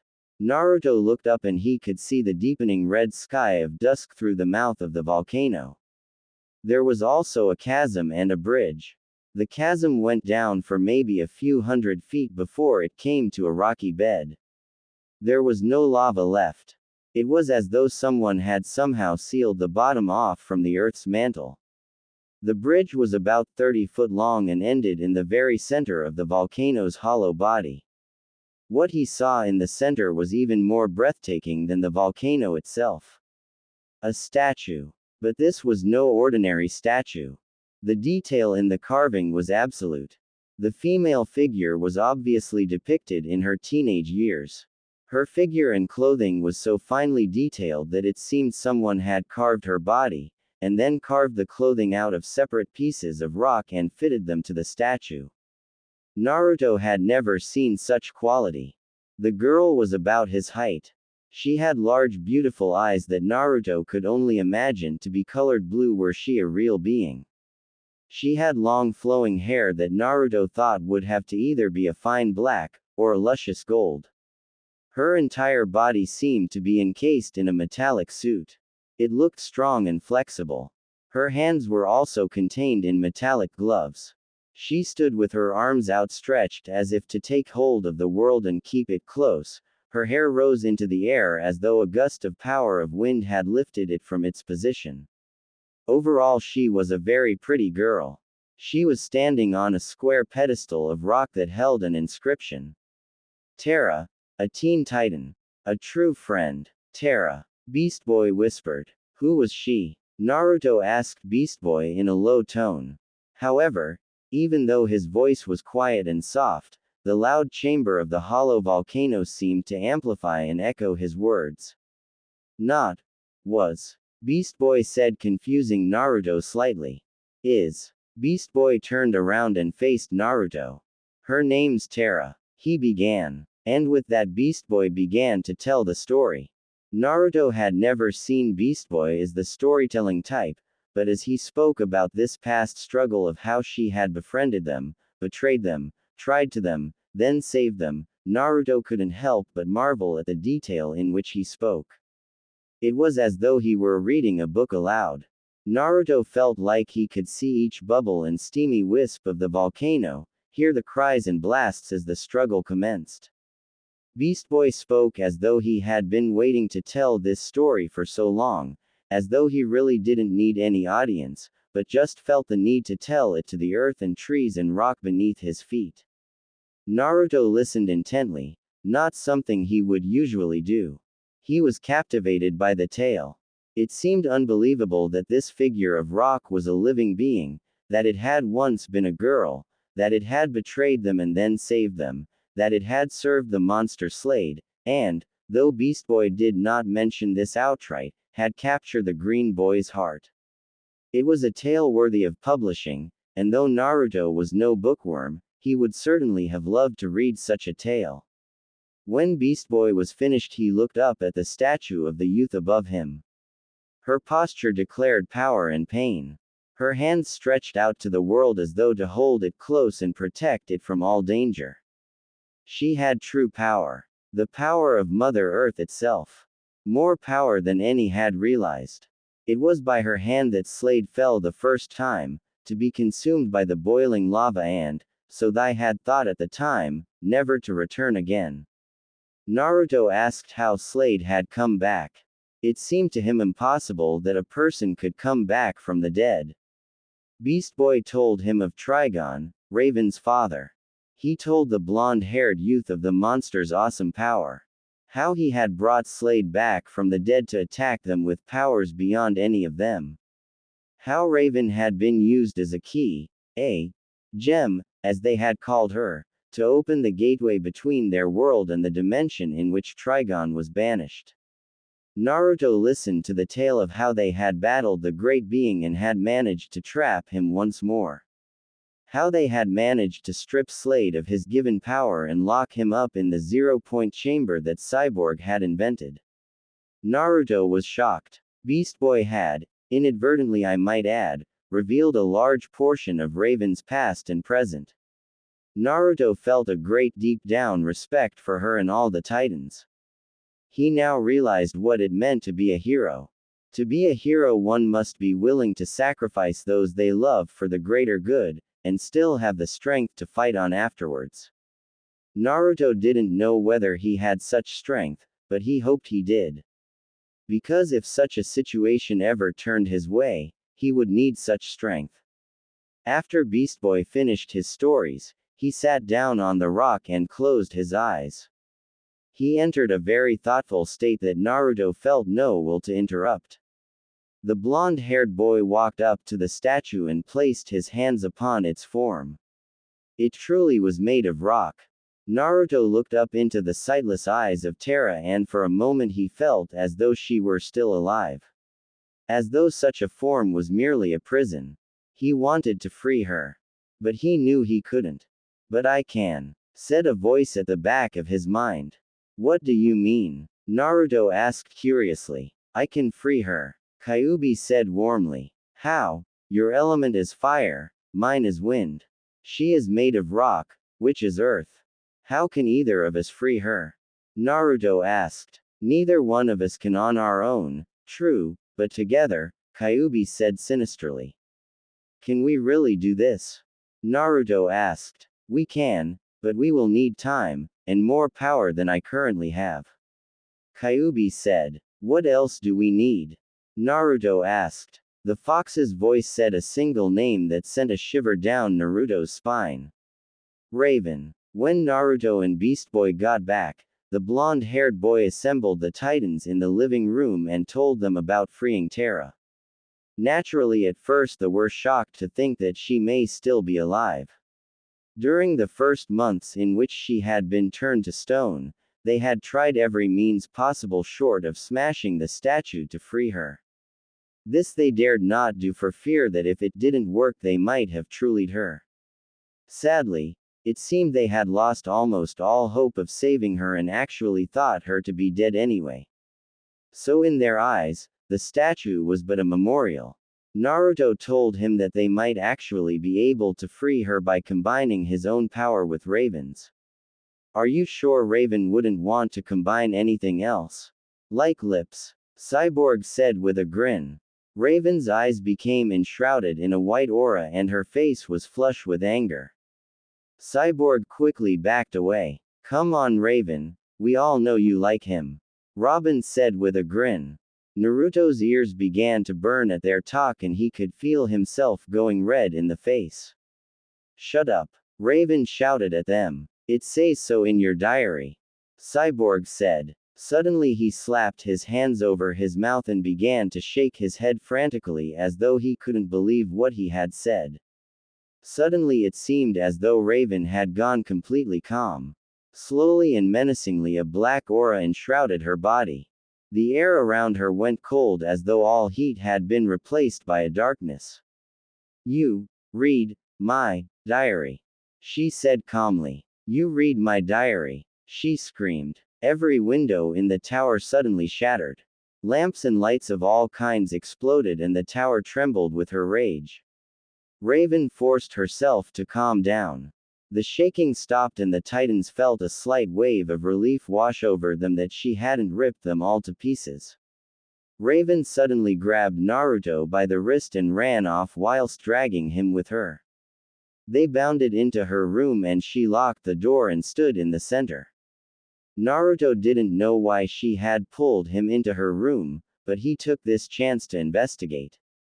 He had wanted to see her room for a while and what he saw now was nothing like he had imagined it. Everywhere, either black or dark blue things lingered.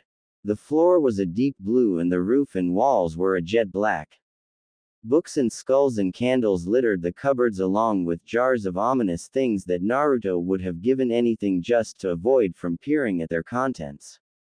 Book recommendations. Dusty tomes and open spell books surrounded the place and the webs of spiders were ever present in the corners of her abode. Yet, through all the dark and gloom of the room, it seemed that the place itself held an inner peace to it. As though it had a warm inviting feel, but only for him. He looked at Raven. She was red in the face and panting slightly from the occurrence earlier. She also looked agitated, as though she wanted or needed to do something but couldn't bring herself to do it. Why did you grab me? Naruto asked, feeling a little uncomfortable. Screw it, Raven said. These were words which seemed highly eccentric coming from Raven's mouth. As though they were the kind of words she would never say in her lifetime or the next. But she said them anyway. Raven rushed over to him, pressed his back to the door and pressed her lips to his. Naruto was in shock, he didn't know what to do. More like he didn't know how to stop doing. His hands placed themselves on her hips and he couldn't help but kiss her deeply back. When he had kissed Jinx, it had been amazing, but this was something entirely different. And definitely not normal. He knew this was no normal kiss when he began to see bright lights. He felt something happening. An electrical spark, not unlike the flow of chakra through his body. But this was powerful. It caused a tingling sensation to tear its way through his body like nothing had ever before. It was akin to pain, but infinitely pleasurable. There was certainly something happening to Raven. The kiss wasn't really that heated or intimate, on the contrary, as was a simple and childish one. But something was happening all the same. Bright lights flashed around them, and when they finally broke apart after a period of time that neither of them could gauge, Naruto looked wide-eyes at Raven. She was white, wearing pure white. Her face was lit up with a smile, and it seemed that she had an air of confidence around her. She held herself up straight as though nothing could ever hurt her. It was like she was a totally different person, yet still the same old Raven. She grinned at him, an expression he had never imagined her doing before now, yet it did not seem all that strange with her new persona. Suddenly though, her posture changed and her white clothes became blue once again and her grin faded. She seemed tired, and slowly, Raven fell forward. Naruto grabbed her and steadied her fall. The moment his hands touched her, her clothes were white again and she was smiling up at him wearily. "I don't understand," Naruto said, feeling very confused. Raven opened her mouth to explain, but she seemed unable to. Swiftly she drifted into a slumber in his arms. Naruto picked her up in his arms and laid her down on her bed. The moment he separated the physical contact between them, her clothes faded swiftly to blue again. He rested a single finger onto her cloak and it became white. Naruto was fascinated by this. Naruto was losing his mind. When he had woken up earlier, he had felt an odd peace being next to Raven. However, his panic had soon set in. He had scampered out of the room, rushed into his own, and had jumped into his personal bathroom and forced himself to take a cold shower. Once he got out, he shoved on the same clothes as before and began to ponder the events. He couldn't be with two girls at once. Even the thought of it caused a churning in Naruto's stomach. It all depended on which girl needed him the most. Jinx was a prisoner, and probably a torture victim. She had a tormented past and needed someone to be near. Raven had a dark past, present and future.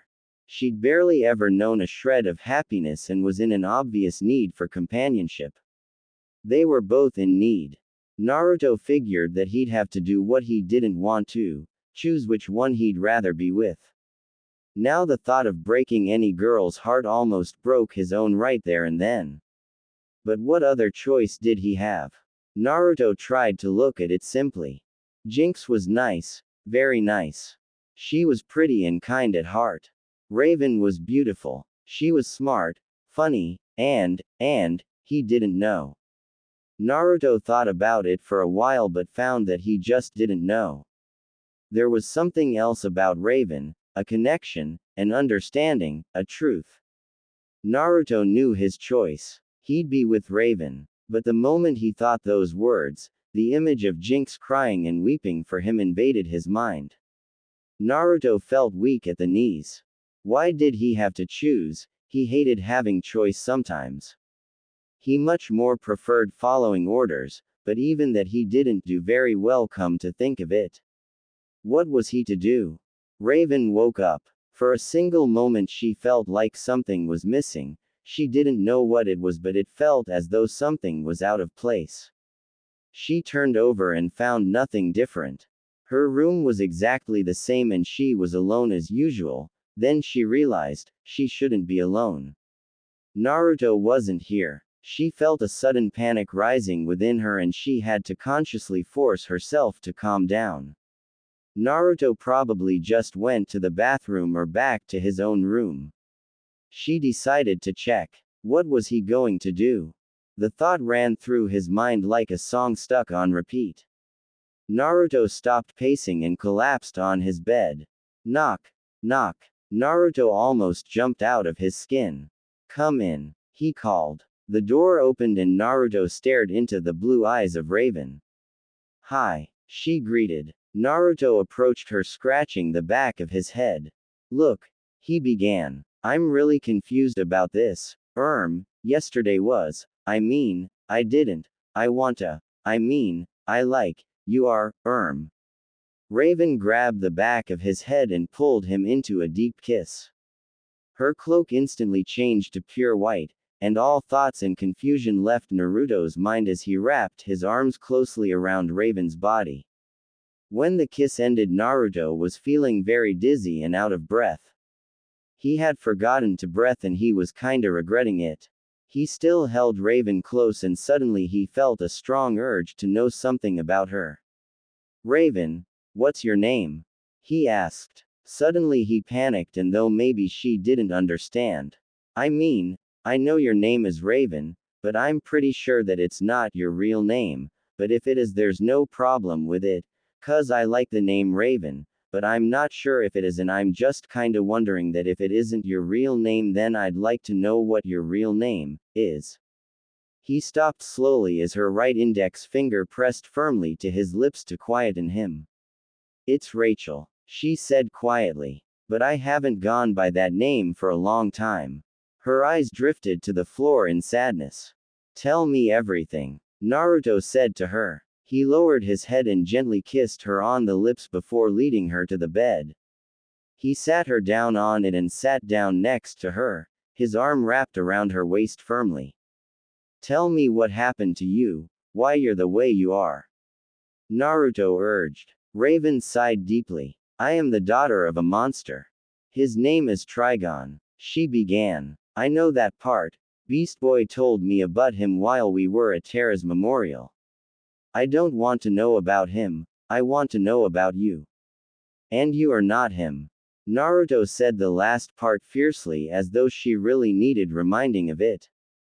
Aren't I? She looked at him pleadingly. Each day I feel it, she said. Each day is a constant struggle to control my emotions, to control who I am.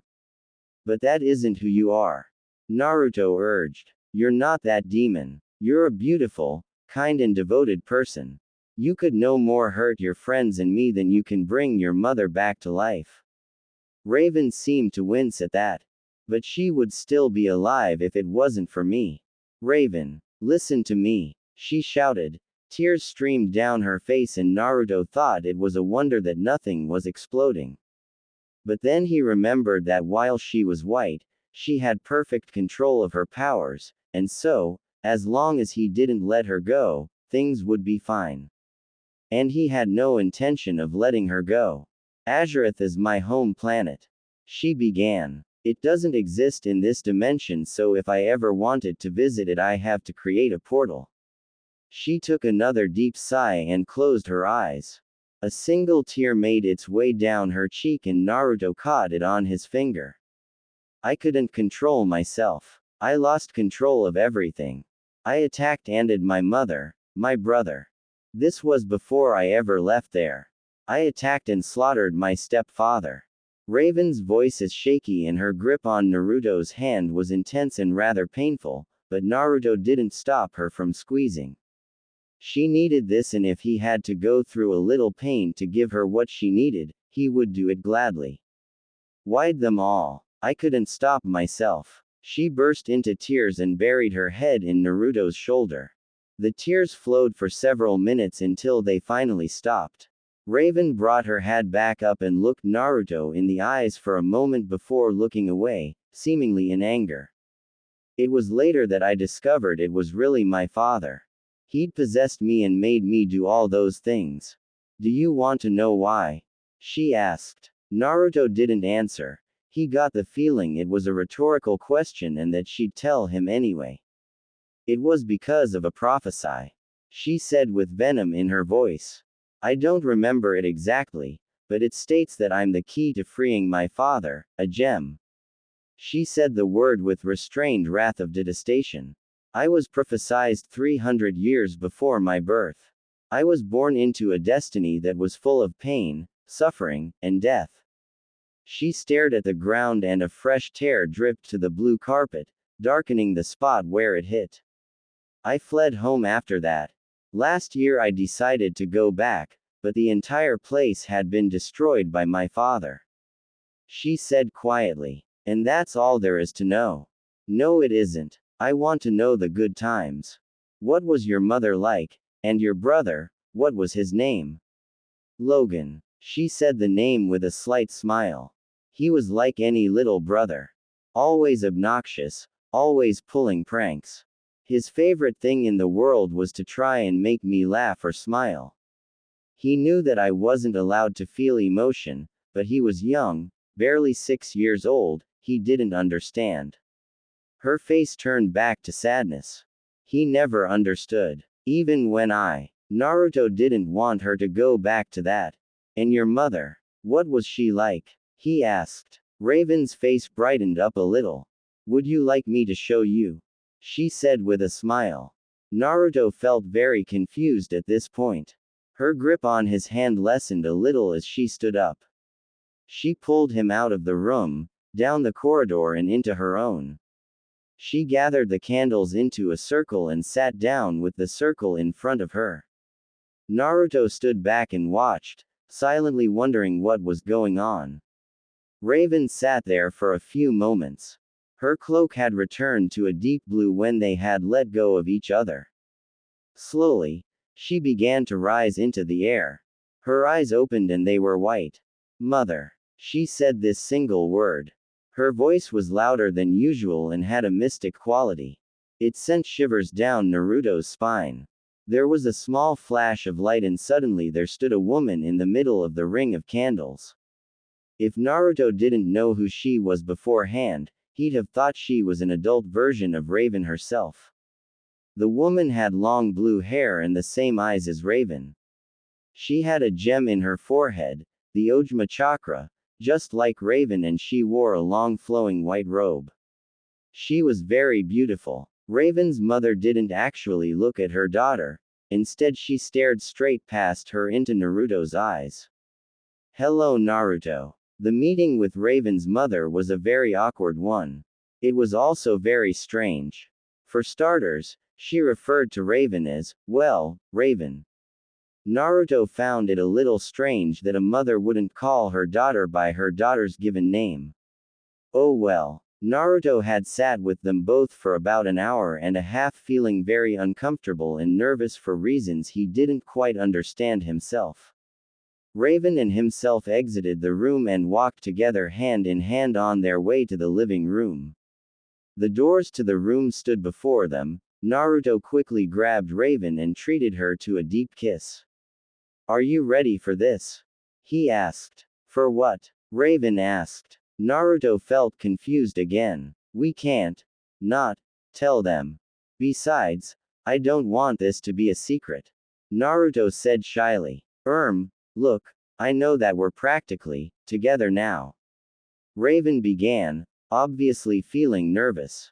But you haven't actually asked me out yet, she said with a weak smile. Naruto felt a large lump lodge itself in his throat and found that he could barely breathe. I thought that, he began, feeling like he was a total fool. You know, that I didn't really need to. That we were together anyway. Raven shuffled her feet. Look, I've lived on Earth for a long time, and I kinda got used to the way things are done here. I'd just really like you, well, to say it. Naruto felt very nervous. He nodded his head rigorously. Will you, Naruto found it almost impossible to speak. So he tried to force it. Will you go out with me? He said rapidly. Raven wrapped her arms quickly around his neck and kissed him passionately. She broke away and looked at him with a bright smile. Yes, she said. They kissed again. The door opened. Raven and Naruto quickly separated. Beast Boy looked at them both in shock. Naruto began. Beast Boy, listen. Beast Boy walked away heavily. They heard a door being opened and the sound of hundreds of people outside rushed in to meet their ears. The door was slammed loudly. Beast Boy watched TV with a rather bored persona. He had a headache and there wasn't really anything worth watching. And he currently really didn't feel like playing any games. Which surprised even him. The sound of muffled voices met his pointed ears and he pulled himself from the couch. Beast Boy made his way to the door that led to the main corridor of the T-Tower and heard some voices behind it. He opened the door casually and was suddenly swimming in all manner of emotions and shock. Raven and Naruto stood before him kissing. They instantly separated when he first caught sight of them, but it was too late. Naruto said something, but Beast Boy found he didn't understand the words. He just walked off. Beast Boy didn't know what he was feeling. It was a form of hollowness inside that consumed his mind as well as his heart. He opened up the main doors and walked out into the bustling crowd of fangirls for the ninja inside. He slammed the door and pushed his way through the crowd. Beast Boy didn't know where he was walking. He didn't even know how long he'd walked. When he looked up, he found himself in a dark alleyway. The area was silent around him. Feelings of pain finally befell him and Beast Boy crashed to his knees. Pain and sorrow flooded his being and he began to cry. He wailed and screamed into the dusk of early day. He collapsed his hands on the floor and began to quietly weep. Footsteps entered his hearing range, but he paid them no heed. Until they surrounded him anyway. "Well, if it isn't the Green Teen Titan," said a voice to Beast Boy's left. "Where's your friends?" "Not here," he asked. Beast Boy just stayed where he was. "Good, because no one will save you then," said the man that had spoken before. Suddenly, a fist grabbed hold of Beast Boy's hair and pulled him up. Beast Boy yelped in pain. The man looked Beast Boy in the eyes. He was large and powerfully built. The man had dark brown eyes and blonde hair that hung in tresses around his face. Beast Boy was suddenly thrown to the ground with a lot of force. He groaned in pain. The people around him began kicking and punching him. All the while Beast Boy groaned or yelped in pain, but to be honest, he didn't really feel it. Slowly his pain turned to anger. The image of Naruto with Raven burned a hole in his heart that soon filled with hate and anger, along with the sorrow and pain. The men around him stopped hitting and looked down at him with large grins. Beast Boy opened his eyes and looked at them fiercely. He rolled and swiped out at the nearest one. The mon's chest was shredded and he was thrown back from the force. Beast Boy's hands had turned claw-like. He jumped to his feet and thrust a fist at another. Halfway his fist enlarged to that of a gorilla's and the man was thrown off his feet. One of his attackers came up behind him. Beast Boy elbowed the man in the stomach, spun round and slashed at the mon's chest. Crimson blood splattered to the floor. Both our Beast Boy's arms suddenly became that of a gorilla's and the two final attackers looked at him in fear. They turned and tried to run. Beast Boy ran after them, running like a gorilla does, using his gigantic arms to propel him forward. He reached the first and grabbed the back of the mon's head. He drove the head into the ground without halting his pace. He let go and continued to run after the other. He reached the final man in seconds. It was the man that had spoken to him. Beast Boy rammed his shoulder powerfully into the mon's back, sending him slamming into a wall. He stumbled back and Beast Boy grabbed the mon's face and lifted the man high in the air. The man began to beg. "Please don't. That's all of us. There isn't any more. I'm all alone, please. I'm defenseless," he whimpered. Beast Boy looked at him fiercely and said to him in a very savage way, "Good, because no one will save you then."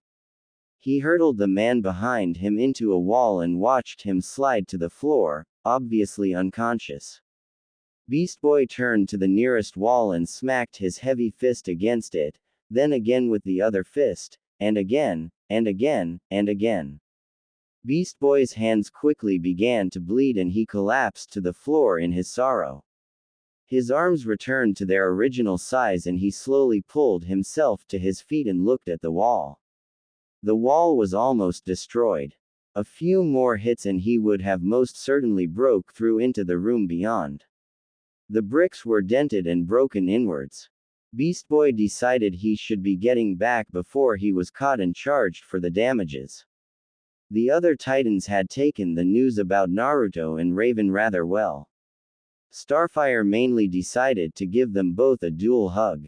This was most uncomfortable and rather painful. The most interesting thing to them was the effect that happened whenever Raven made physical contact with Naruto. It was rather difficult to explain. Naruto's and Raven's relationship seemed to be the only thing that was interesting to the other Titans, and Naruto wanted them to stop. It was only when he mentioned Terra that they finally did. The Titans, other than Beast Boy who still hadn't returned, sat in the living room. Naruto sat on one of the couches and Raven sat on the floor with her back to Naruto and her head between his knees. Naruto played lightly with her purple hair subconsciously. I honestly do think I can help her. I want to help her. But I'll need some help myself. Naruto said, still playing with Raven's hair. What do you need? Robin asked. Naruto began to run off the list, naming each piece of equipment as Kyuubi told him it. They needed a machine that could amplify energy, Raven's magic, and Naruto's Kai. Together they should be able to reverse the effects. Suddenly the front door opened and all looked towards it at Beast Boy. Beast Boy walked up silently and gazed at Naruto and Raven. He stopped a few meters away and shuffled his feet. I'm sorry, he said reluctantly. I shouldn't have reacted that way. Naruto stood up and approached Beast Boy. It's okay. I know why you did. I'm sorry for how this turned out, but if it's any consolation, you still have Terra. Naruto said this with a smile. Beast Boy's eyes lit up. We're going to free her. I promise. Naruto said this to himself as well as Beast Boy. Thank you. Beast Boy said. It had taken Cyborg only hours to make the machine they needed. Within 4 hours of their conversation, the group were at Terra's memorial staring up into the girl's lifeless eyes. Cyborg hooked the machine up to the T-car's battery system. Naruto stood on the left side of Terra's stone form and Raven stood on the other. Cyborg looked expectantly at Naruto. Naruto nodded. Cyborg turned the machine on. A wave of sonic energy boomed out of them and Naruto felt his ears begin to slowly ache. Kyuubi. It's time, he said to the fox in his head. For the first time ever, Naruto willingly gave himself over to Kyuubi's power. It felt like 1,000 fires burning in his veins. His head clouded over and his vision became blurry. A deep vigor rose within the pit of his stomach, the place known as the Pool of Kai. Naruto felt Kyuubi's essence and chakra fill him to the brim and he felt his own mind being quickly pushed to the back behind Kyuubi's. The Titans watched as a dark red aura surrounded Naruto's visage. Naruto crouched on the ground on all fours and his hands looked more like claws than human appendages. Naruto's eyes turned red and what crouched before them was obviously no longer Naruto. Do it, Kyuubi, Naruto said. His voice was jeweled and demonic, the mere sound of it sent shivers down the spines of the other Titans. Raven concentrated. Her eyes closed for a second and she raised her arms into the air. Azurith Metrian Zinthos, she called. Dark shadow leapt forth and encompassed the stone figure of Terra. Kyuubi, Naruto pressed his hands together and within moments there was a bright red ball of swirling power held within his palms. Up the power when I say, he commanded Cyborg. The tall metallic man nodded his large head. Kyuubi, Naruto put more power into the ball and then looked at Cyborg. Now, Cyborg raised the power of the machine rapidly and soon it was so strong that Raven and Kyuubi, Naruto thought that their ears would burst.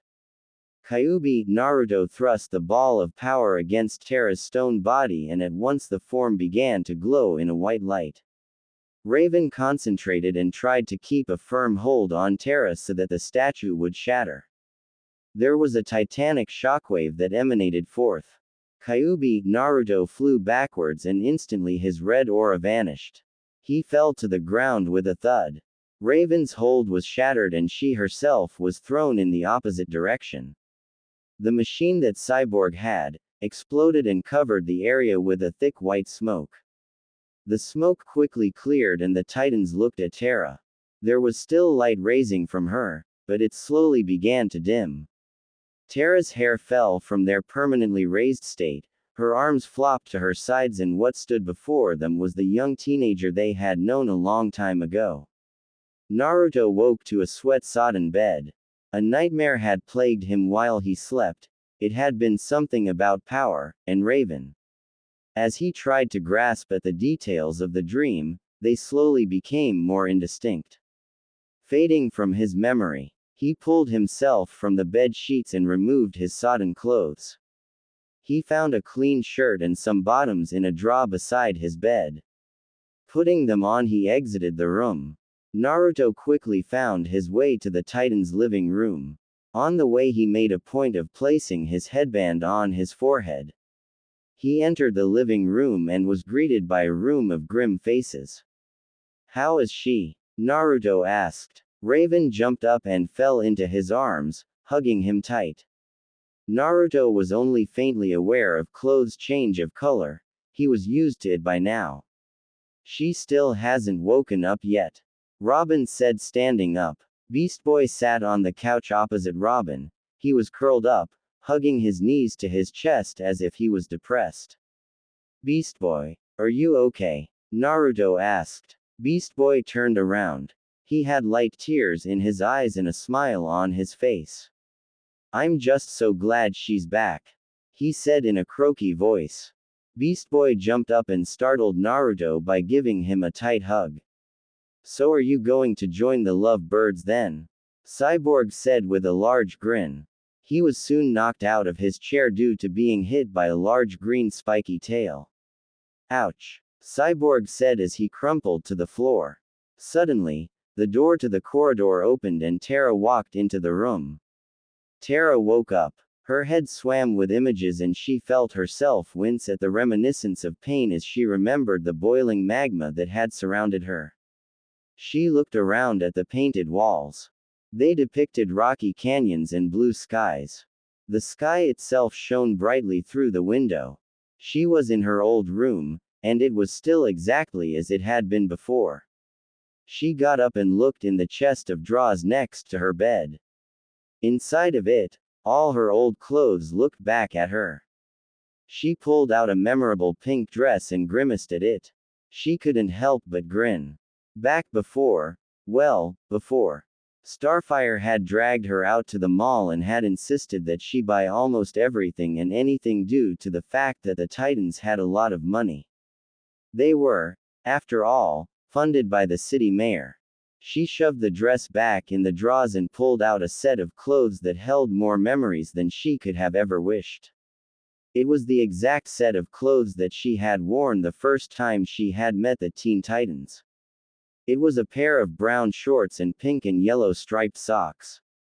There was a black shirt with a bright yellow tee on it surrounded by a yellow circle. She found on top of her desk her pair of goggles that she used to wear. She looked in the mirror and felt a sickly sensation travel through her body. She was still wearing Slade's armor. Slade's insignia that was stamped on the plate shone back at her as a powerful reminder of what he had made her do. Terra hated it. "Well," she said to herself, "if ever there was a time to test my powers, now would be it. Metal is only reformed rock, right? Purified, so." She reasoned with herself. Terra concentrated on the armor that encased her. Slowly but surely she felt her being meld itself with the metal, as though she were a part of it. It was difficult. She's never tried to manipulate metal before, and seen as she had just spent more than a year in a clump of rock without the ability to use her powers, she wasn't really sure what would happen. A creaking sound of metal straining reached her ears. Suddenly, large cracks ripped their way through her armor and the entire outfit shattered to the floor. Realizing it wouldn't be good to just stand there without clothes, she scooped up her outfit on the bed and pulled it on. She took one last look at the room before exiting. She heard some voices in a loud crash and some teasing from Cyborg. She chuckled to herself. Some things never change, she mumbled with a smile. She opened the door and the room went quiet. Raven stood before her with a pure white cloak, flowing hair and a smile on her face. With an arm wrapped around her, there stood a blonde-haired boy with marks on his face like whiskers. He had cerulean blue eyes and a strange headband on his forehead. He wore a simple blue shirt and light brown bottoms. Okay. Maybe some things do change, she muttered under her breath. Beast Boy ran up to her and she suddenly found herself being wrapped in his arms as he hugged her tight. Quick as a flash he let go and jumped backwards. He stood there with a heavy blush on his face and a distinct shuffling of his feet. Hi BB. She said in a kind tone. Starfire's squeal sounded out, making them all jump a little at the suddenness of it. Terra, she said. She flew forwards rapidly and embraced Terra. Terra gasped for breath as she was crushed in Starfire's grip. Starfire let go. Beast Boy growled. He grabbed Starfire and somehow managed to pull her off of the gasping other girl. Did I do something wrong? Starfire asked. You almost did her, that's what. Beast Boy fumed. Terra stepped in between them and placed her hands on his shoulders. It's okay BB, I'm fine, she said sweetly. She turned around and faced a still shocked Starfire. Thanks for the hug Starfire, but next time, not so hard. Starfire blushed and apologized. That's okay, Terra said. She turned around and faced Beast Boy. She moved forwards and gently kissed his cheek. Thanks for protecting me. She walked away. Beast Boy stood there with wide eyes and a wide open mouth. He suddenly felt very wobbly and slithered to the floor like a sheet of paper. Terra sat down on the couch. So, she said, feeling very awkward. I'm guessing you want to know everything. Robin stated. Terra's stomach let forth a loud growl and Terra placed her hand over it and blushed. But talking can wait, Robin said smiling. First, you need to eat. Then we talk. The Titans all ate together. Terra ended up having an entire roasted chicken to herself and several legs of lamb. She ate large abundances of sweet corn and an entire 8-piece pizza. She even had one of Beast Boy's tofu waffles, which shocked everyone and made them feel a little ill. I guess she's hungry, Cyborg said with a grin. Me too. He picked up a huge chicken leg and downed it in a moment. Raven was sat next to Naruto. She suddenly got up and went over to the kitchen. What you doing? Naruto asked her. Raven blushed. I got you a little something, she said shyly. She pulled out a bowl and carried it over to him. The steaming contents wafted to Naruto's nose and he instantly knew what it was. Ramen, he screamed. He yanked the bowl out of Raven's hands and began to devour the contents with lightning speed. The rest of the group watched him with wide-eyed expressions and the distinct impression of sweat drops at the side of their heads. Even Terra was shocked. Naruto finished the bowl in under 2 minutes. He sat back and sighed contentedly at his full stomach. He looked at Raven. Thank you, he said. Once the feast was done, they all sat back on the couches and prepared themselves to answer any questions Terra might have. She asked many questions, not the least of which was about Naruto and Raven. So you two are together? Terra asked. Both Naruto and Raven blushed furiously. Leave the lovebirds alone, Cyborg said with a grin. Sorry. So, Raven, why does your cloak change whenever he's touching you? Terra asked. Raven blushed a little. Well, my emotions have been a little out of control lately. One of the things I can do is share my life force with another person. I can do this through she stuttered. A kiss? Terra asked with a smile. Raven yelped a little when Terra said it. She blushed furiously. She said. Yeah, and now, when I'm in physical, contact, with Naruto, I can, control my powers and emotions, well, perfectly. So touching him is like a power boost for you. Terra elaborated. Well, I guess you could say that. Raven said thoughtfully. You're so different. Terra said. Raven was shocked by this statement. I am, she asked. When you're in contact with him anyway. Before you never smile, now you can barely stop. You've made a few jokes, you've even laughed at one of Beast Boy's. That I never thought would ever happen. Terra stated. Raven blushed. And you can't stop blushing. Terra said, falling into a fit of giggles. Raven blushed even more, so did Naruto. After that she probed question to Naruto on his origins. She was fascinated by how he got here and it was obvious to see she was intrigued with him being a ninja. Ooh, could you show me some of your ninja moves? What are you best at? She squealed. Naruto blushed. He let go of Raven and approached Terra. He scratched the back of his neck as he walked and stopped in front of her. Well, I'm good with Kage no Bunshin. He said. Shadow clone? She asked. Naruto was a little shocked. Terra blushed a little. I know Japanese. Beast Boy's eyes went wide. You too. Why does everyone know that frickin' language while I'm here not understanding the slightest thing? For crying out loud, what is going on with this world? Does everybody know Japanese or am I just miles behind everything? What is the world coming to? I mean, come on. He was suddenly grabbed from behind by Cyborg and his mouth was covered. Sorry about that, Cyborg said. Terra was a little frightened. She turned back to Naruto. So what is Kage no Bunshin? Well, it's where I use the chakra in my body to create an exact physical duplicate and share my chakra out to each one, giving them the ability to use jutsus of their own. Terra looked confused. Repeat that please. She asked. Naruto almost fell over. I'll just show, he said, shaking his head. He took his stance, crossed his index and middle finger on each hand with each other, and suddenly he began to clone himself. The replicas span out of him and surrounded Terra in a large circle. Terra was a little shocked, to put it lightly.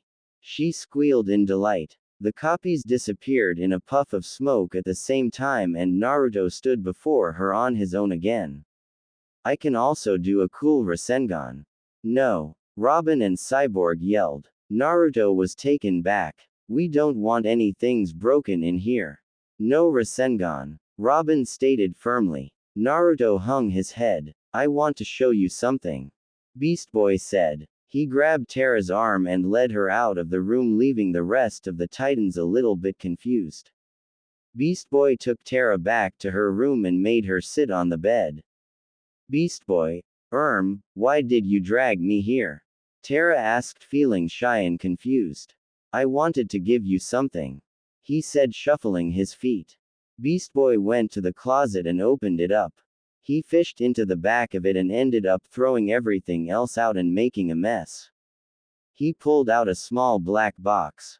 He looked at the mess he'd created and told her to wait a moment. He began to shove the other things back in the closet and a few things that hadn't been in there in the first place. The closet was soon overflowing. Beast Boy tried to force the doors closed. The burst open and he was knocked to the floor and a heavy bundle of clothes and other items flowed on top of him, burying him from head to toe. Ow, he mumbled. Terra walked over and picked up the box. She looked at it curiously before opening it. She gasped. Beast Boy jumped to his feet. Don't open it yet, he said. He then noticed he was too late. He gave up. Oh well. Terra reached into the box and pulled out a golden ring. It had an omnanite stone encrusted into its band that shimmered in the light. On the inside of the band, there were some inscribed words. Terra and Garfield forever. She read the words to herself softly. She looked up at him. How did you know? She began. Your real name, he interrupted with a smile. Terra Markov. After you were, well, you know. I went out and looked for any information I could about you. Slade left behind a few documents. I was hoping to find some sort of family or something, so I could tell them what had happened. Instead, I found you didn't have a family. He looked to the floor and felt sad for her. Hey, it's okay. Adoption isn't as bad as people think, she said with a sweet smile. Tara took the ring and placed it on her index finger. She turned to Beast Boy and smiled. Leaning over, she gave him a simple kiss on the cheek before walking out of the room, leaving a blushing Beast Boy behind. The Titans, including Tara and Naruto, gathered in the living room to listen to Robin, who had called them there. I have an idea, Robin said to the others. An idea for what? Beast Boy asked. Naruto. Robin said, looking at Naruto. You're going back to the HIVE to rejoin. Naruto looked a little uncomfortable. Obviously feeling tired among other things, she went to her room to think. Beast Boy got up and was about to go talk to her when Naruto stopped him. Maybe you shouldn't be the one to do this, Naruto said. Let me. She needs a friend, and we both know you're something more. Beast Boy accepted this and sat back down. Naruto walked out of the living room and down the corridor. When he finally came to Tara's room, he knocked 3 times. Come in, he heard a timid voice say from the other side. Naruto entered. He'd seen Tara's room before, so he wasn't all that surprised at the paintings of rocks and orange canyons that covered the wall surface. Are you okay? Naruto asked. Tara was sat on her bed staring at her shoelaces. Naruto sat down next to her. Tara, he asked. Why is he back? She asked in a sad tone. Why does he always come back? Why doesn't he just go? She yelled. The tower shook for a moment as the earth moved beneath it. The quake was only brief and didn't damage the tower at all. Tara looked up at Naruto and found him to have a huge smile on his face. She was a bit taken back by this. Why are you smiling like that? She asked, feeling a little afraid. Naruto shrugged. Because when others are sad, the need to be around those that are happy to make themselves feel better, he said with a slight grin. Tara chuckled a little. See, it works, Naruto said. They laughed a little and quickly fell into a comfortable silence. Tara looked up at Naruto and smiled sweetly at him. Thank you, Naruto. Thank you for saving me, she said. Tara leaned forward and gave Naruto a light peck on the cheek. Naruto felt himself become hot with blush, and a spark of bewilderment and fear erupted in his mind. Tara looked at his embarrassed and shocked expression and laughed. It had to look real. It had to be real. It was the only way. They all knew what would happen, but they didn't know when. That was for Naruto to decide. Well, Shadow, as of 2.5 hours ago. And he'd decided tonight. There was even a clone. A clone of himself. Sleeping in his room wearing Robin's casual clothes. The real Naruto currently looked at the T-Tower from a fair distance. This was going to be risky. Someone could get hurt. Hell, they were meant to get hurt. Robin had specifically stated that none of it was to be faked. They were to treat Naruto as if he truly were an enemy. Raven had completely disagreed with this, saying she couldn't. Naruto had helped her to understand. No doubt she had meditated before each night to keep her emotions at bay, so that she wouldn't hold back. It had been 4 days since Robin had come up with the plan. Naruto was to become Shadow again and attack the tower. He was to kidnap Robin and to attack the Titans as though they were real enemies. Naruto himself couldn't do this, so he called upon Kyuubi's help once again to alter his personality to a darker and angrier one. He sat in a crouched position on the top of a building not too far off. He thought about what he needed to do and, to his surprise, felt nothing about it. Kyuubi was doing a good job with his emotions. Thanks, Furball. I just hope it lasts, he thought. Naruto set off. He jumped swiftly onto the building in front of him. Quickly he devised a plan. Raven would be the first to know he was there. she would sense him. She was the first Titan he'd have to take out. Beast Boy would be the second. He often morphed in his sleep by accident, and if, by some chance, he was a dog, he would hear Naruto before he could get to him. So it would have to be swift. While Robin was his target, he would need to be taken out before he could confront the other two Titans and Terra. So putting him unconscious would help. Cyborg would be difficult. The Titans had tried to teach him about electricity and stuff, but it had been difficult to understand. Apparently though, if something were to put electricity into something that already ran on it, the object would stop working. How? Naruto didn't know. But he did know that Cyborg ran on electricity, and he did know that it was apparently similar to lightning. The answer was simple: lightning blade. Terra would be the final one. She would be easy. Her power of controlling Earth wouldn't really do much in helping her know he was there. But before any of them could be dispatched, he would have to deal with Cyborg's alarm system in the tower. Not to mention his clone. That would be difficult. His clone knew to attack him as though he was the enemy, and because Naruto's power had only been shared once, the clone was as good as he was. Plus Naruto had tried to add a little bit more so that the clone wouldn't disappear after one hit. If everything worked right, the clone wouldn't disappear at all. Not until Naruto willed it to. Even as he thought about the plan, he knew it wouldn't work. Things never went according to plan. But it was better to have a plan that might work, than to have no plan and fail outright. Naruto reached the tower quickly. He looked at the front door inquisitively. He tried to think of a way around the security system. Annoyingly, he couldn't find one. It looked as though things would have to be done the old-fashioned way. Putting the plan aside, Naruto approached the door. Raven sensed him the moment he set foot on the island of the T-Tower. She knew who it was, but he felt different.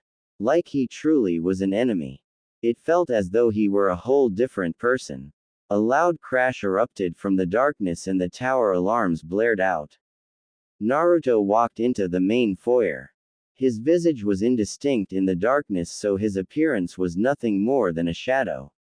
The Titans ran into the living room and looked around. There was no one. The main door hung open on a single hinge. Half of its surface had been torn away by something of immense power. Robin inspected the door carefully. Naruto ran into the room and joined the others. He was still wearing some pajamas that Robin had given him. "What's going on?" he asked. Suddenly they were surrounded. Black shapes in the darkness surrounded them without a sound. There was nowhere to go. "Who are you?" Robin demanded. The intruders didn't answer, they only attacked. Suddenly the Titans were swarmed. Black-donned ninjas from all angles struck out at them. Shuriken stars struck Cyborg in the back, causing a breach in his auxiliary power. He short-circuited and fell to the floor unconscious. Beast Boy turned into Lion and swiped out at the attackers. He was struck in the back by something and stumbled to the floor. He changed back in his hurt state and narrowly avoided 3 shuriken stars that struck the floor as he rolled out of the way. Beast Boy got to his feet and made to hit an intruder, but his attack was easily defended and he was struck in the side by a powerful kick. Terra really couldn't do anything. She wasn't able to use her powers without causing damage to the building. It was only as she was knocked to the floor that she decided the risk was worth it. She forced up a large segment of the flooring and hurled it at the attackers. It struck them and squashed them against the wall, causing them to disappear without a trace. Robin held his own. He was attacked from all angles. Kicks and punches came at him and he scarcely managed to dodge or defend any of them. He retrieved his staff and swung at an intruder. His staff was caught. Robin stared at the attacker in shock. Suddenly, the ninja holding his staff flipped over the pole and kicked Robin in the face, causing him to fall to the floor. Starfire lit up the darkness with starbolt after starbolt. A ninja ran at a wall behind her, ran up it, kicked off, barrel rolled in the air and drove his foot into her back. She hit the floor hard. Raven didn't want to attack. She and the others obviously knew who it was they were fighting, and they knew they had to do it, but she couldn't. She defended their attacks with her powers but never attacked once. Suddenly, she found she couldn't move. Her cloak had been pinned to the floor by some shuriken stars. She turned back to the attackers and realized she should have focused more on the battle, because a large foot suddenly collided with her face. Raven fell to the floor with a thud. The Naruto that was still with the Titans was the most difficult to take down. Clone Naruto stood alone against the onslaught of the ninja attackers. So he copied himself. A silence passed. The attacking ninjas stared at the army of Narutos. It was an even army. It seemed that they had formed a kind of standoff. For none of them made a move to attack nor speak. The Narutos suddenly all began to create Rasengans. The attacking ninjas did the same. They all attacked. Rasengans met Rasengans. Narutos met ninjas. There was a great flash of light and suddenly there was only one ninja and one Naruto. Both were lying on the ground. Naruto, Shadow felt exasperated and attempted to gain his breath back. The clone he had placed in the Titans to keep up pretenses was perhaps too much to handle. An equal share of Kai and power as Naruto himself, the clone was as powerful as he was, and it certainly wasn't going to disappear anytime soon. He was beginning to think that maybe the plan was working too well. He struggled to get to his feet and noticed that the clone had done the same. They stared at each other. Naruto attacked the clone. He sent forth his knee but it was easily blocked and countered. The clone made to kick him in the side of the head, but Naruto caught the leg. He thrust the clone around and threw him at a wall. The clone flipped and landed, feet first on the wall and kicked off at him. A great pain ripped through Naruto as the clone drove his knee into his chest. Naruto fell with the clone on top of him. He used the momentum to wrap his legs around the clone's torso from behind and flipped when he hit the floor. The clone was hurtled through the air and fell to the floor with a thud. They both got up and made to punch each other. Both punches hit and soon they began a flurry of attacks. Each attack was predicted and countered, and each counter was defended and reversed, and each reverse was countered with an attack. Naruto realized he was going to have to cheat. There was simply no way the plan would work. So, using the link between him and his clone, changed the disposition of the clone's chakra flow. The clone was now a little weaker. Naruto noticed the change instantly when the clone failed to predict an elbow to the torso. Naruto flipped and drove his foot into the clone's chin, sending him hurtling backwards. The clone struck a wall and fell to the floor unconscious. Naruto stood there and took some deep breaths. He found Robin unconscious on the floor and scooped him up. Jinx sat in the main hall of the HIVE feeling depressed. When she had been taken away, she had been interrogated, taunted, and even beaten. Slade wasn't going to her, but she wasn't allowed to leave. She was made to live in the HIVE base without any choice.